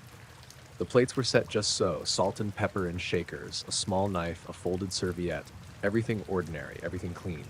The teapot had a neat, steady plume. I reached out because I'm stupid when I'm nervous and put my finger just above the spout. Heat. The metal was hot to the touch, warm enough that the steam had to be real. Maybe someone's hiding, Tommy said, voice too loud in the meadow. Like a prank, old Harrow's grandsons, maybe. We called out then, the two of us. Hello? And the sound just strung itself into the trees. No voices answered, no footfalls. The hedgerow rustled, but only from birds, I told myself. We sat down because you sit when you don't know what else to do. We took sips from those steaming cups. They were bitter, not like the sweet tea Clara makes, but it tasted warm. We ate bread for a bit and listened. The watch on my wrist said it was a little past 4. Tommy's watch was a tick off, but near enough. It felt like a long time and a short time all at once. The sun was dropping toward the trees, but happily high enough that the bowl of meadow stayed bright. Tommy found a scrap of paper under a plate. For 2, it read in careful script. That's all. No name, no time, no place. We could have left then. If we'd been sensible, we would have left. Instead, we went to the edge of the trees because Tommy wanted to see who might be watching us. Just beyond the line of oaks, something silver moved in the sky. I saw it first, a flash above the trees like the back of a fish. It came up slow and then slid, smooth as a coin tossed in the air. Not a plane. No engine note. No contrail. It laughed at the wind and at our shouts because it made no sound at all.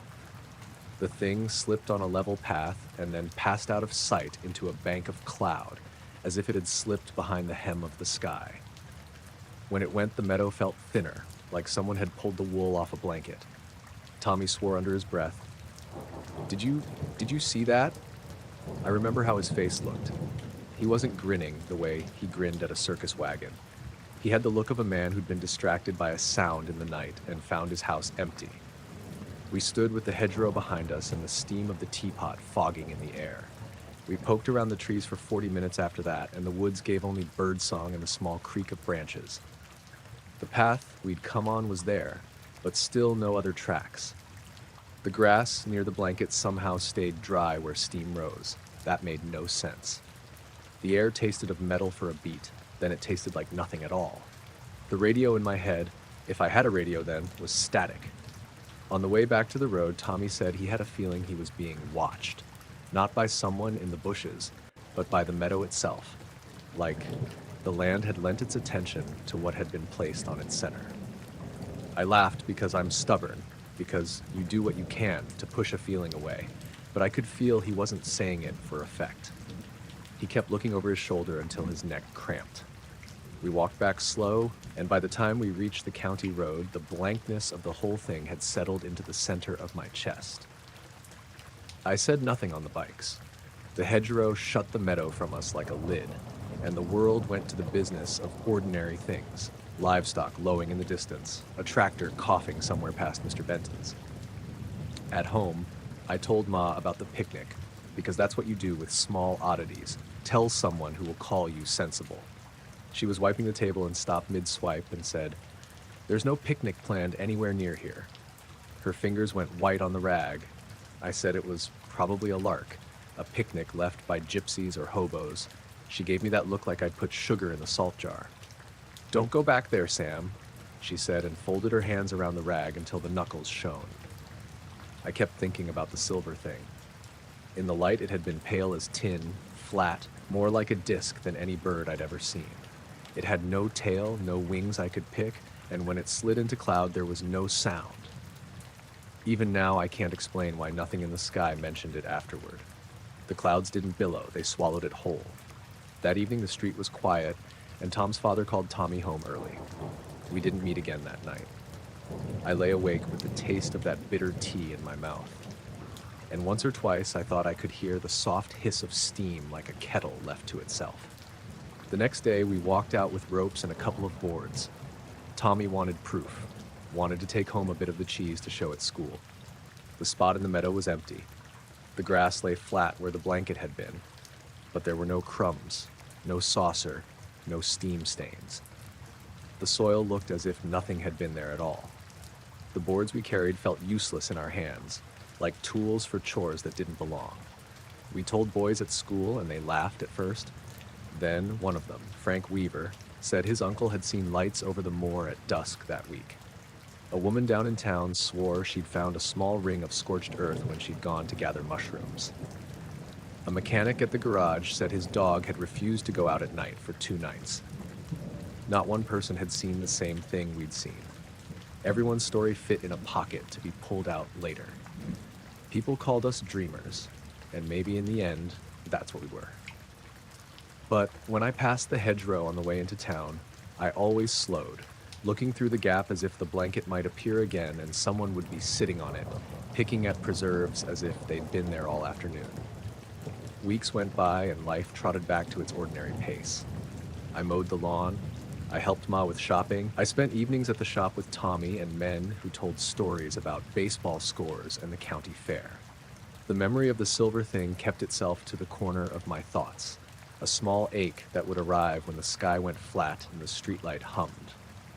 Once, months later, I dreamed of a plate steaming and a cutlery line neat as a soldier. I woke up with the taste of bitter tea and the clean smell of metal. In the mornings, I'd tell myself I'd been foolish to believe anything odd, but by then you learn that some things refuse a tidy explanation and insist instead on staying strange. We never found who had laid the blanket. We never found the silver shape again. The meadow remained a meadow, the hedgerow a hedgerow. At times, though, when I'm walking past it now, grown a little wilder since the summer, I swear I see the grass lie down at the center for a blink, like a breath held and released. And I still think of that scrap of paper that said simply, "For 2, and of the steam rising from the teapot, while no one watched.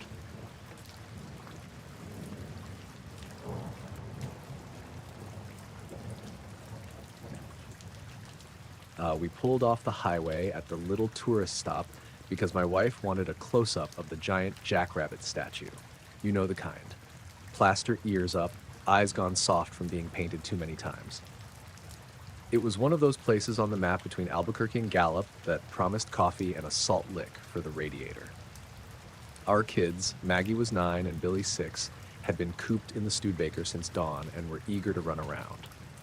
My sister Ida had come along. She likes road trips the way some women like bridge clubs. It looked ordinary enough when we stopped. A gravel lot, a wooden diner with a swinging door, an ice machine humming out back, a string of faded pennants over the entrance. The sign said, "Rabbit's Rest, photo a mile." There were a couple of other cars, an old pickup and a family with their own camera, and a man at the counter who sold postcards and peanuts. We took the picture on the south side of the statue because the light was right. Late afternoon sun coming off the sage. I put the camera on the little tripod, wound the shutter carefully like my father showed me when I was a boy, and set it for a wide shot. I remember telling Billy to stand next to the rabbit while I cleared my throat and waved at Ida to get Maggie to stop fidgeting. I can still see the way the kids were standing. Maggie with her hand on the rabbit's knee, Billy half turned like he wanted to race. Ida had her hand on my shoulder, smiling the way she always does when there's fresh air. I snapped 2 frames so I'd have one for the album. There was nothing then that made me think of anything odd. The bell over the diner door jingled. Someone laughed on the porch. The river of cars on the highway droned by like usual.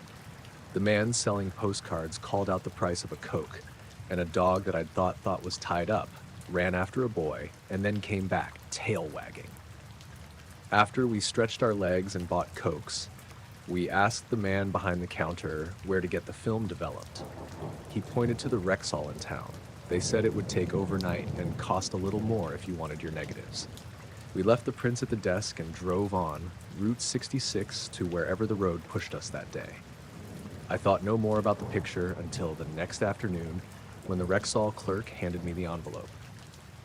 The first several shots were what you'd expect, the rabbit looming over us, the diner behind, Maggie's hair in the light, Billy's grin. Then the third print, I knew it by the way Maggie was squinting into the sun, had something else in it. Something like a bright coin in the sky, but not a coin. Smooth, too smooth. Oval, maybe, with a sheen like polished tin. It was just above the ridge of the hills behind the tourist stop, and if you squinted, it had a faint, darker band along one edge. The thing was small and distant in the frame, but it was clearly there, right where the sky is plain blue. I ran my finger over the edge of the print the way you do when you're trying to make the light line up. "Did you see this?" I asked Ida at the counter, and she took the picture and blinked and handed it back. "Did you?" She started, then shook her head. "No," she said, and her voice had that little catch little caguette when she's thinking hard. "I don't remember anything." That was the strangest part. We all knew the routine of a tourist photo. Your eye remembers children squinting, the way a hand fell on a knee, whether someone was looking at the camera or not. None of us remembered a thing in the sky. Maggie and Billy kept saying the bunny smelled like old paint, and Ida said the coffee was the best she'd had on the trip. No one mentioned an oval, bright thing. I showed the photograph to the clerk, and his face went a little flat. "Looks like a light," he said. "Could be a plane. Maybe the sun caught a strut, or those chemtrails get funny with the light." He looked equally unsure. He offered to show me the negative. When he held it up to the lamp, the silver shape was there too, crisp as the rabbit's ear. When we drove back that week, the place was different. The rabbit was still the rabbit. The diner still had the same screen door, but folks were looking at the sky. A man at the counter when we stopped, different from the one who'd sold postcards, said he'd had 2 calls from other towns asking if anyone had seen odd lights the evening before. He swore he hadn't, then added quietly that a neighbor of his swore her cattle wouldn't move for 2 hours. The cowboy at the gas pump said his radio had given a hiss just before he went inside for a sandwich, but that wasn't uncommon, he hedged. There was always a story if you leaned close enough to a stranger. I kept looking at that print even after we put the rest in the album. The shape was small in the frame, but it had that impossible sheen, like someone had polished a coin number flat and left it too bright. When I held the negative to the light, I could see a fine grain above the object, like the sky had been disturbed in a neat little ripple. After a week, I'd become the man with the picture. At church, members asked and nodded. Ida's friends at the beauty shop had their own theories. One said it must be some military experiment, another said it was likely only a trick of the developer. I started to doubt myself the way you doubt pennies dropped in a dark pocket. Maybe I'd looked up and then looked down. Maybe my eye made a thing from lens flare. It didn't help that the Rexall man told me the machine was checked and the chemicals were fresh. He did not offer any opinion. I kept going back to the tourist stop. I wanted to ask people to listen for the sound of planes at odd hours, or for someone to say, "Oh yes, now you mention it, I remember." The place seemed more ordinary each time. The dog was tied up now and didn't move. A kid chased a spool across the lot. A woman in an apron scrubbed the counter of the diner. A man in a suit looked up from the paper and watched us as if he had been watching a whole day of people go by. He did not answer when I asked about lights. At home, I framed the print and put it on the mantel between the clock and the school photograph of my children. Sometimes in the evenings, I'd catch myself standing in the hall and studying the sky in that little square of paper, as though the oval might shift or say something. Maggie would ask why I kept looking at it. I told her I liked the way the sun had come off her hair. She seemed satisfied and bounded off to her room.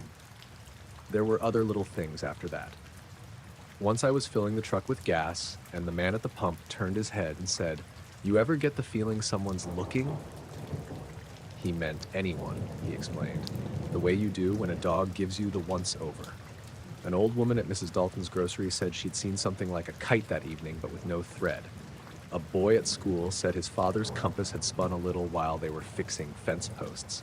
Each time I heard a thing, it sat with me like a small stone in my shoe, annoying, making me aware of the step I took. The print sat on my mantle for months. Once, after a storm, I found myself setting it face to the window as though the thing might slip out of the paper and into the sky. Nothing happened. The children grew and broke toys, and the photograph yellowed a touch at the edges. The oval in the sky stayed where it had been, still and small, a light with no sound. I went back to the tourist stop one last time before the leaves turned. The rabbit had been repainted. Someone had hung bunting that looked new. The man in the diner told me he'd been there when a couple from Amarillo came in with a stack of photographs showing the same bright spot. He had no more answers than I did. Maybe the world's keeping a secret, he said, and offered me a stale donut. I don't claim to know what it was. I know how it felt, like being present at the edge of something you can't reach. The photograph hangs in our house still, more out of habit than curiosity. Guests glance at it when they're asked to sign the guest book and make a small remark about the light. Sometimes, late at night, I wake and picture the sky behind the rabbit, empty, but for a bright coin sliding across it. I think of small things, a clerk's lamp in a drugstore, a negative held up to a bulb, the way a family lines itself for a picture. I do not, any longer, trust my memory to hold everything it sees. The camera kept a thing for me that my eyes had missed, and for reasons I cannot give a name to, I kept looking at that small bright mark as if it might give one back.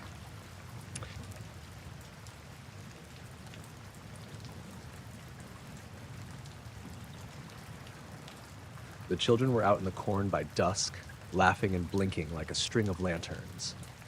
I had the screen door propped and was rinsing a dish at the sink when Tommy came tearing back first, boots clattering on the porch.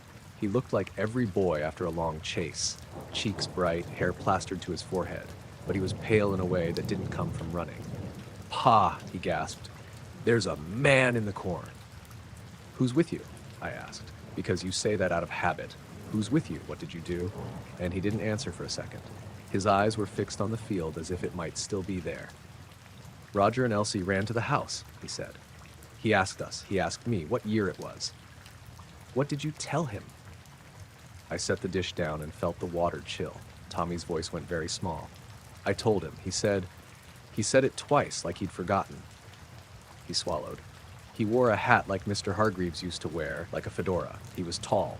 He was white, Pa, like he had no color." Mary came out from the kitchen then, wiping her hands on a towel. She saw Tommy's face and the way he kept looking over my shoulder and went still. "What about the others?" she said.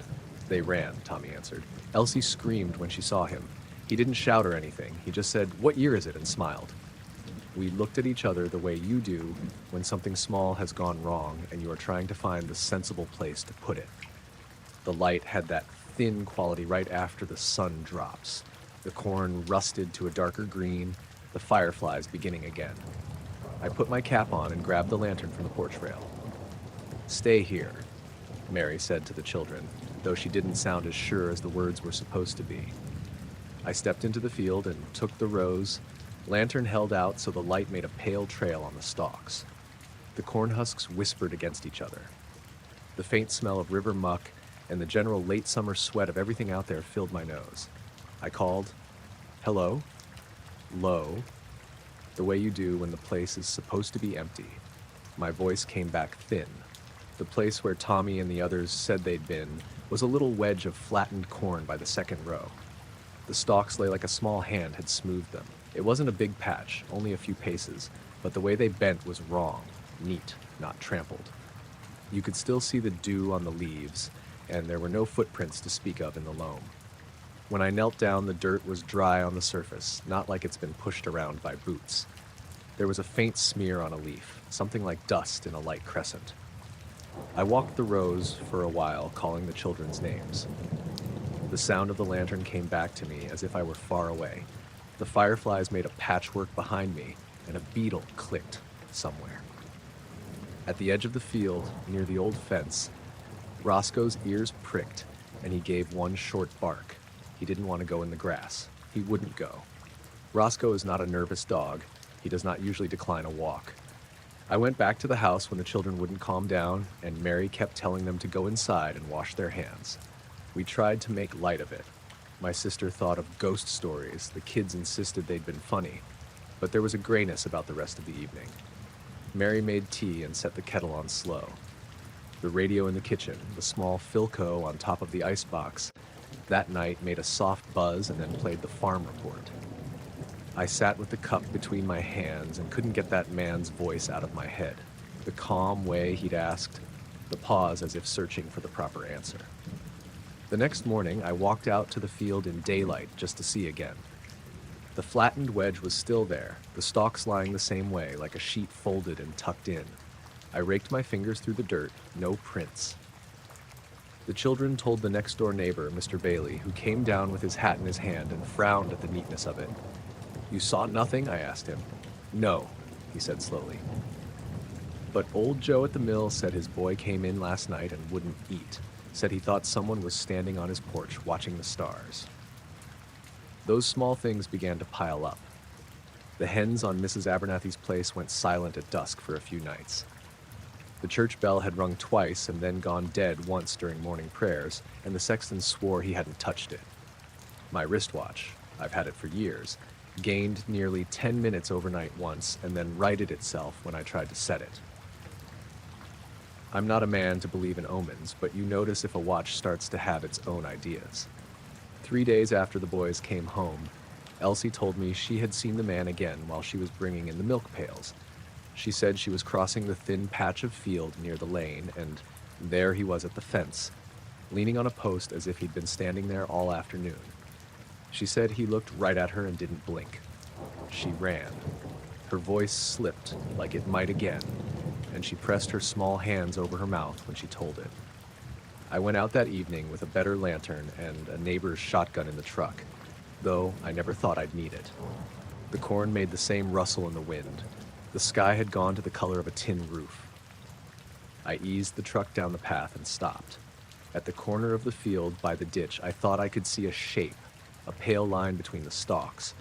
But when I stepped out and walked the edge, there was nothing, only the blades and the smell of the earth and my boots scuffing the soil. That night, we left the kitchen light on and the children slept with open doors. I sat in the rocking chair with the lamp low and Roscoe at my feet and listened to the house live. Once, when everything was quiet, I heard a sound outside like the faint ticking of a far-off metronome, a rhythm that didn't belong to the farmhouse. Not a car, not a train, not an animal. It ran for a second and then went away. I told Mary and she said, "Probably some switch, Frank," and she folded the quilt over the children. I wanted to ask more questions, but there was only the small safety of everyday things, dishes, the calendar on the wall, the way the curtains caught the streetlight. A week passed and folks in town began to tell of their own little oddities. Mrs. Klein at the post office said she put a stack of letters on her counter, and when she turned back, one pile had slid to the floor, though no breeze could account for it. Hank from the creamery said his clocks had been wrong all week. One of them had stopped at 4 and refused to start again until he wound it an extra turn. People said the sky had looked odd over the river on Tuesday, a thin, pale band that didn't match any of the maps. They said it like people say, "You might have been out of town," a way to keep distance. I never saw that pale man close again. Once late, I thought I saw someone tall and pale in the hollow down by the old oak, but when I took the lantern and walked the path, the figure had vanished as if it had never been there at all. I asked Simpson at the feed store if he had seen anyone. He shook his head and said he hadn't. Still, when I passed the corner by the field, I found myself holding my breath, steady as if waiting for something to be right. The children got over it. Time does what time does, and their fear turned to dares and then to the business of school. But Tommy still looks toward the corn sometimes when we pass, the way a man looks toward a road he used to drive. Mary says not to let it bother me. I do the chores and I make sure the locks are set, and I keep the lamp by the door at night a little longer than I used to. I'm not telling anyone I know all I think. Folks have enough to mind as it is. Maybe it was a man who lost his way, or some joke. Maybe it was a trick of the light. But when the dusk comes and the fireflies start and our boy wants to stay out late a minute longer, I keep my eye on the corn. Once in a while, I reckon, you learn that some things you can't fit into a neat box, so you fold your hands and go on.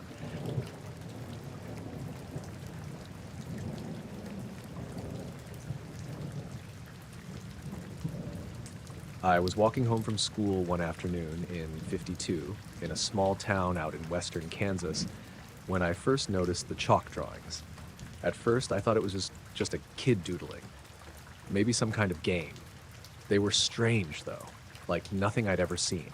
Sharp angles, almost like a broken circle with little lines radiating from it. I stopped and looked at it for a moment, then kept walking. By the next day, more of them had appeared on the sidewalks near the tracks. I asked a few of the kids in my class about them. Nobody knew how they got there. One girl, Clara Jensen, said, "The man by the tracks showed me." She said it like it was normal. I asked her what she meant, but she just shrugged and stared at her shoes. The tracks weren't far from town, just past the old grain elevator. No trains had run on that line for years. At first, I didn't think much of it, but more drawings kept showing up. Not just near the tracks, by the corner store in front of the school, even on my own street. Every kid I spoke to said the same thing. The man by the tracks. None of them could describe him clearly. Some said he wore a long coat. Some said he had a hat pulled low, but nobody remembered a face. One evening, I stayed out later than usual. I wanted to see if I could spot this man myself. The town was quiet, almost too quiet. The street lamps cast dim pools of light that didn't reach very far, and the wind had started to pick up, carrying that dry, dusty smell from the fields. I walked toward the tracks slowly. I don't know why. I wasn't thinking. When I got there, I didn't see anyone at first. Just the tracks, the grain elevator, and a few chalk symbols on the ground. Then I thought I saw a shadow move just beyond the line of the lamplight. It was tall, thin, standing perfectly still. I froze. I could hear the wind whistling, the faint rustle of leaves. I wanted to call out, but my voice didn't come. I watched for a while. The shadow didn't move in any normal way, if you can call it normal. There was no sway from the wind, nothing. Just a still, solid shape. I blinked, and it seemed farther back than it had been a second before. I turned quickly to run, but nothing looked familiar. When I glanced back, the figure was gone. The next day at school, more chalk drawings had appeared. Exactly the same symbol, over and over. I noticed something else. The kids who drew them didn't seem to remember doing it. I asked Tommy Harper about one he had made the night before, and he looked at me like I was crazy. "I didn't do that," he said. "I was inside." But I'd seen the drawing myself, fresh and bright on the sidewalk. Over the next week, I started paying attention to the kids more than anything else. They would sometimes pause mid-step and stare toward the tracks, even if no one was there. I caught Clara Jensen doing it once. She was holding her chalk in the air, looking straight at nothing, then suddenly she would start drawing, repeating the symbol over and over without a word. I tried asking her what she saw, but she couldn't answer, just whispered, "He comes by the tracks." It got harder to ignore after I saw the symbol myself. One afternoon, I was walking home past the grain elevator, and the chalk was already there, freshly drawn, though no kid was around. I bent down to touch it. The lines felt almost wet, though it hadn't rained. My fingers left no mark. I stepped back and looked around. Nothing. Nobody. I started noticing other things, too. Small sounds, mostly. Scratches, whispers that stopped when I turned my head, and lights along the tracks at night. They weren't like normal lamps, just small points of light hovering low over the ground, moving slowly. I thought maybe it was a reflection or someone with a lantern, but it made no sense. The tracks were abandoned. One evening, I decided I would see him, whoever he was. I walked past the grain elevator, the wind biting at my ears. The lights appeared again, floating along the rails. I held my breath and kept walking, trying not to make a sound. I reached the spot where the chalk symbol had first appeared, and then I saw him, or I thought I did. He stood just past the tracks, tall and straight, coat dark against the fading sun. No hat this time. His head was tilted slightly, like he was studying something. I wanted to call out, but my throat tightened. I tried to step closer and the lights flickered, almost like they were shy. I froze, looking from the figure to the tracks and back. Then he was gone. not walking away, not turning around, just gone, like someone had snatched the air from around him. The next morning, more chalk symbols were on the sidewalks, closer to the houses this time. I asked my mother if she'd seen them. She said, "It's just the children playing, Richard. Don't worry about it." But she was lying, I could tell. She'd seen the same thing. I spent a lot of time watching after that. I didn't sleep well. Every night, I would hear faint whispers along the tracks, and sometimes I would see shapes moving just beyond the lamplight. Not fast, slow, deliberate, careful, always just out of reach. And the chalk symbol kept appearing, as if someone was marking a path, though to where I couldn't tell. One afternoon, I saw Clara and Tommy walking toward the tracks. They weren't talking, just staring straight ahead. I followed from a distance. They stopped, bent down, and traced the symbol into the dirt with sticks. Then they walked away like nothing had happened. I touched the ground where they had drawn. No chalk, no trace at all. A few weeks later, my father came home from town with a story. The older men in the bar had been talking. One claimed he saw strange lights near the tracks, moving against the wind, shifting as if alive. Another said he had found symbols etched in the dirt near the elevator, but they disappeared by morning. I didn't say anything. I couldn't explain it, and I didn't want them thinking I had lost my mind. Eventually, the chalk drawings slowed down.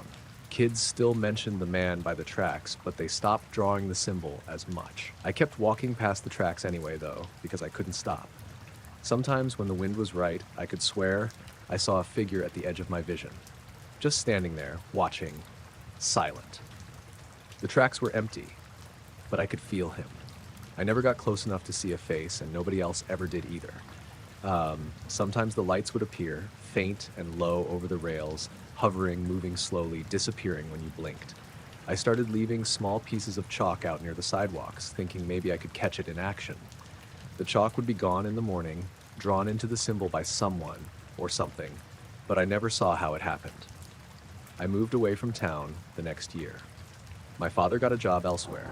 Before I left, I walked the tracks one last time. The chalk symbol was there, faint but clear. I traced it with my fingers once more. Nothing happened. No lights, no whispers. Just the dry wind over the rails and the dust of the abandoned track bed. I've been back once since, decades later. The town had changed, houses moved or torn down, the grain elevator gone. I walked past the tracks. Nothing. No chalk, no figure, no lights. Just an empty track bed cutting through the fields. But I know it was real. I know the children didn't just imagine it. Even now, when I think about it, I see the symbol in my mind. Sharp angles, broken circle, lines radiating. Sometimes I dream about it, floating over the rails at night. And I swear, if I ever hear that faint scratch of chalk against pavement or see a shadow at the edge of my vision, I still pause, just in case the man by the tracks has come back.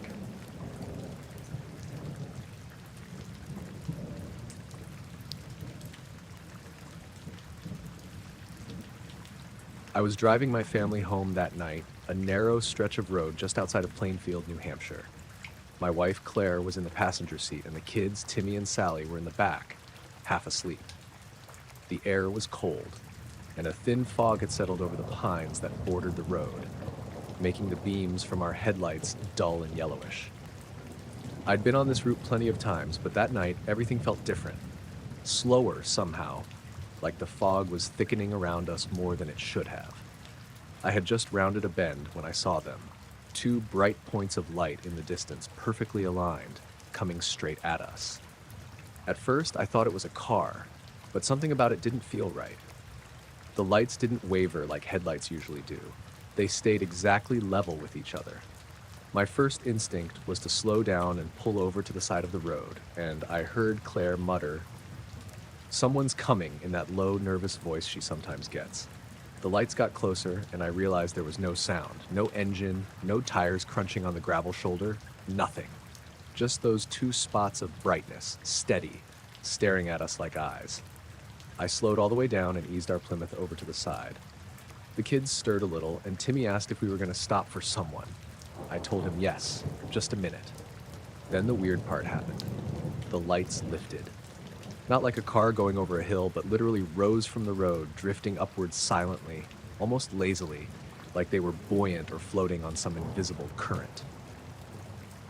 Claire gasped, and I could hear her clutching her coat tighter around her shoulders. Timmy and Sally were both sitting up now, wide-eyed. The lights went higher, past the tops of the trees, and then drifted slowly toward the east, disappearing into the thicker darkness of the forest beyond. I sat there a moment, unsure if I had imagined it. My hand was still on the gear shift, and my foot was frozen over the brake. The fog swirled around the car in a way that made it hard to tell which way was up. Claire finally said, "Did you see that?" I nodded, not trusting my voice.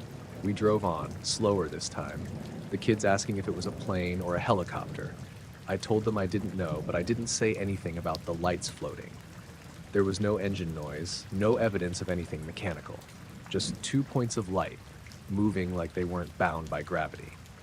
About 15 minutes later, as we approached the old bridge over Cedar Brook, I thought I saw something in the trees to our left. A movement that didn't match the natural sway of the branches. I blinked, trying to focus, and it seemed like there was a figure, maybe 4 feet tall, standing perfectly still. I could only catch glimpses between the trees, but I felt it watching us. My grip tightened on the wheel. "Dad?" Sally whispered from the back. "Why is it dark over there?" "Nothing, honey," I said, though my voice sounded hollow to me. I kept my eyes on the road, but I couldn't shake the feeling that someone or something was moving with us just out of sight. The rest of the drive was uneventful, but the fog seemed heavier, pressing against the car windows like it was alive. Occasionally, I'd catch a flicker of light out of the corner of my eye, small glimmers, too quick to be fireflies, too bright for stars. I looked for animals on the road, but there was nothing. No deer, no rabbits, no raccoon. Just fog, dark trees, and that unsettling feeling of being observed. By the time we got to the edge of town, the fog thinned and the lights of the houses looked ordinary. The kids had quieted down, Claire was pale but trying to stay calm, and I was just glad to see street lamps again. I parked in front of our house and didn't move for a while, just staring at the black line of the road disappearing into the trees. Later that night, I couldn't sleep. I kept hearing the sound of that road in my head, the way the fog had sounded against the car, and the faint echo of something lifting silently. I went back outside around midnight to check the road. Nothing. Just the empty road, some ice glinting under the moon, and the occasional owl calling from the pines. No tracks, no footprints, nothing to explain what I'd seen. The next day, I went back to the stretch where we'd pulled over. There were tire marks from our Plymouth and the faint impression of our car's wheels on the gravel, but no sign that any other vehicle had passed through. Not a mark, not a smudge, nothing at all. I walked along the roadside for nearly a mile, checking for footprints or broken branches. The trees were all untouched. I asked a neighbor if they'd seen anything odd the night before. They hadn't. No one reported strange lights or missing time. I wondered if I had made it up, but I knew I hadn't. Claire had seen it too, and she wasn't the type to jump at shadows. A week later, I was driving past the same road, trying to act normal, and I felt a tug of dread in the pit of my stomach. The fog had rolled back in that evening, heavier than I remembered. I slowed down, and for a moment I thought I saw something moving just at the edge of the trees again, a shimmer, like a reflection or a ripple. My heart started pounding, but when I looked directly, nothing was there. I still don't know what it was. 2 lights, rising off the ground, silently, drifting into the sky, and that fleeting glimpse of movement in the trees. I've gone back to that road plenty of times, during the day, at night, in clear weather, in fog, but it hasn't happened again. Still, every time I pass that stretch, I feel like someone or something is watching, just out of reach. Some people think I made it up, or that it was a trick of fog and headlights, but I know what I saw. The weirdest part is that it wasn't threatening. There was no roar, no danger, no pain, just presence, moving in ways it shouldn't. I can't explain it, and that's what keeps me uneasy. Claire says I shouldn't dwell on it, that our family is safe and the lights probably had a simple explanation. Maybe. But the image of those 2 lights, lifting off the ground and gliding away without sound, stays with me. Sometimes at night, when the wind is low and the fog presses against the window, I imagine them rising again, just beyond the pines, waiting. I tell the story like this because it's real. Nothing has come after us, nothing followed the car, nothing tried to touch us. But there's a strange emptiness in that part of the road, a quiet that doesn't belong. And I know, if the fog rolls in again, I'll see it too. The kids never mentioned it again. Claire never wanted to drive that road at night for a while. I understand why. And I understand that some things, no matter how clearly you see them, don't fit with the world as you know it. You just have to accept that and keep driving. That's what we did.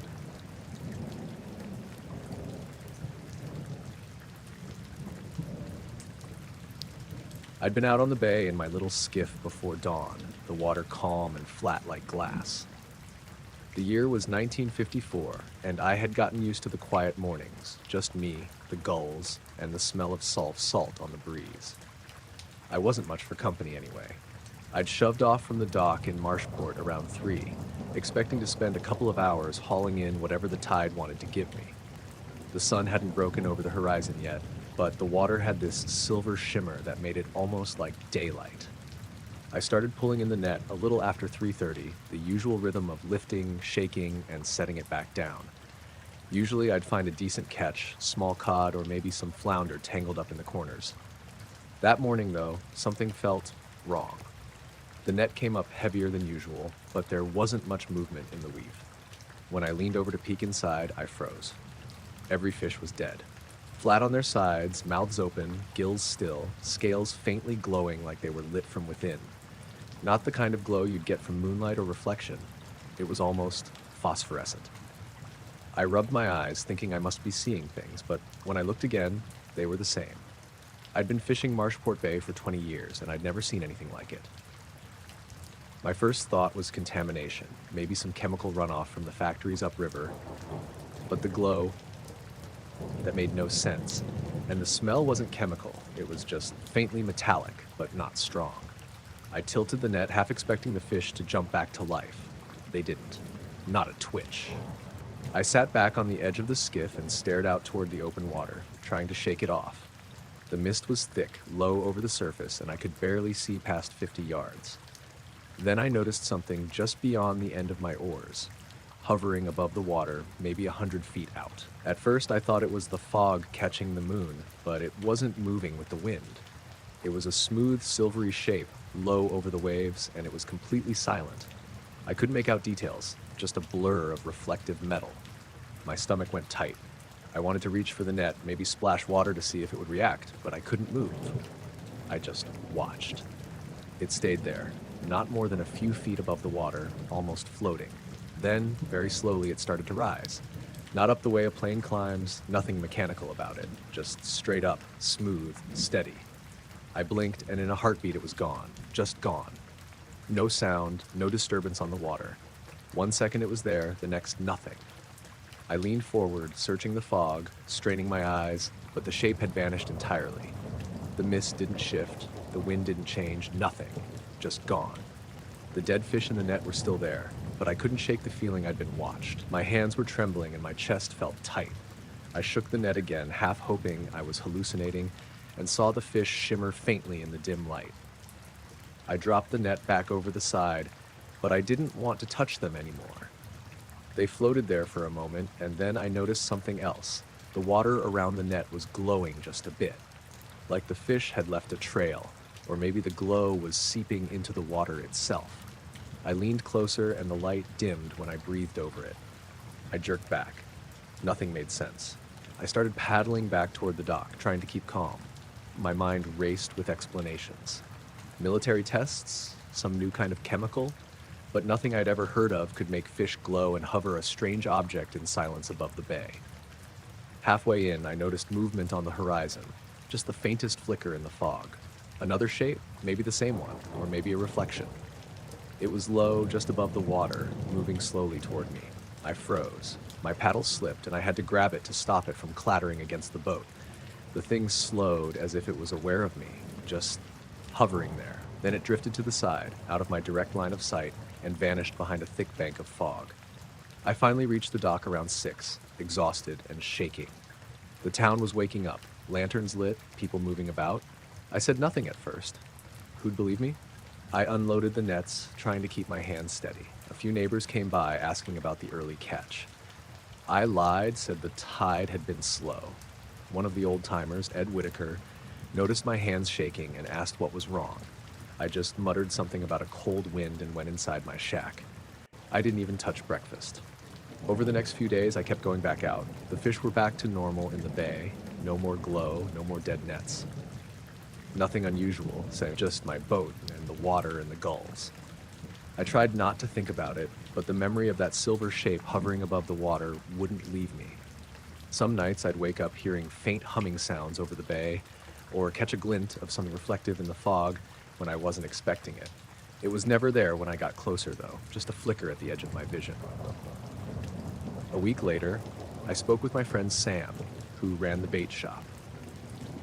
He said a few fishermen had come in around the same time, saying their nets were strange that morning too, but none of them mentioned glowing fish. I didn't ask more. Talking about it felt wrong, like mentioning it would make it real again. Sometimes, when the fog rolls in, I swear I see that silver blur low over the water again. I slow my boat down, watch the ripples, and the shape will appear and vanish before I can even point. No sound, no movement except the hovering, and the water seems to shiver like it knows something I don't. I've tried everything to explain it, the tides, the fog, chemicals, my imagination, but it doesn't fit. And the glow on the fish, that's the part that haunts me the most. Like they'd been lit from something beyond me, something I can't see. I've stopped fishing alone at night.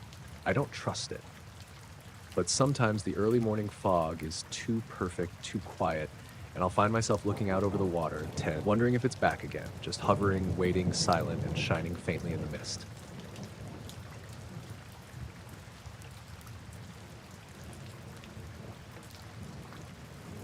I was working at a logging camp up near the Cascades in 1950, along with 4 other men. We'd been hauling firs and pines for weeks, living in those rough canvas tents that leak if the wind picks up too much. I was Joe Mallory, just a kid from Portland looking for steady work, and the other men, Frank, Bill, Amos, and Henry, had been around the mountains longer than I had been alive. Nights there were quiet in a way that presses against you. The wind through the trees, the scrape of logs against one another, and nothing else. We got used to the quiet, but it made any strange sound seem enormous. It started one evening when I went to check the line of cut timber along the far edge of camp.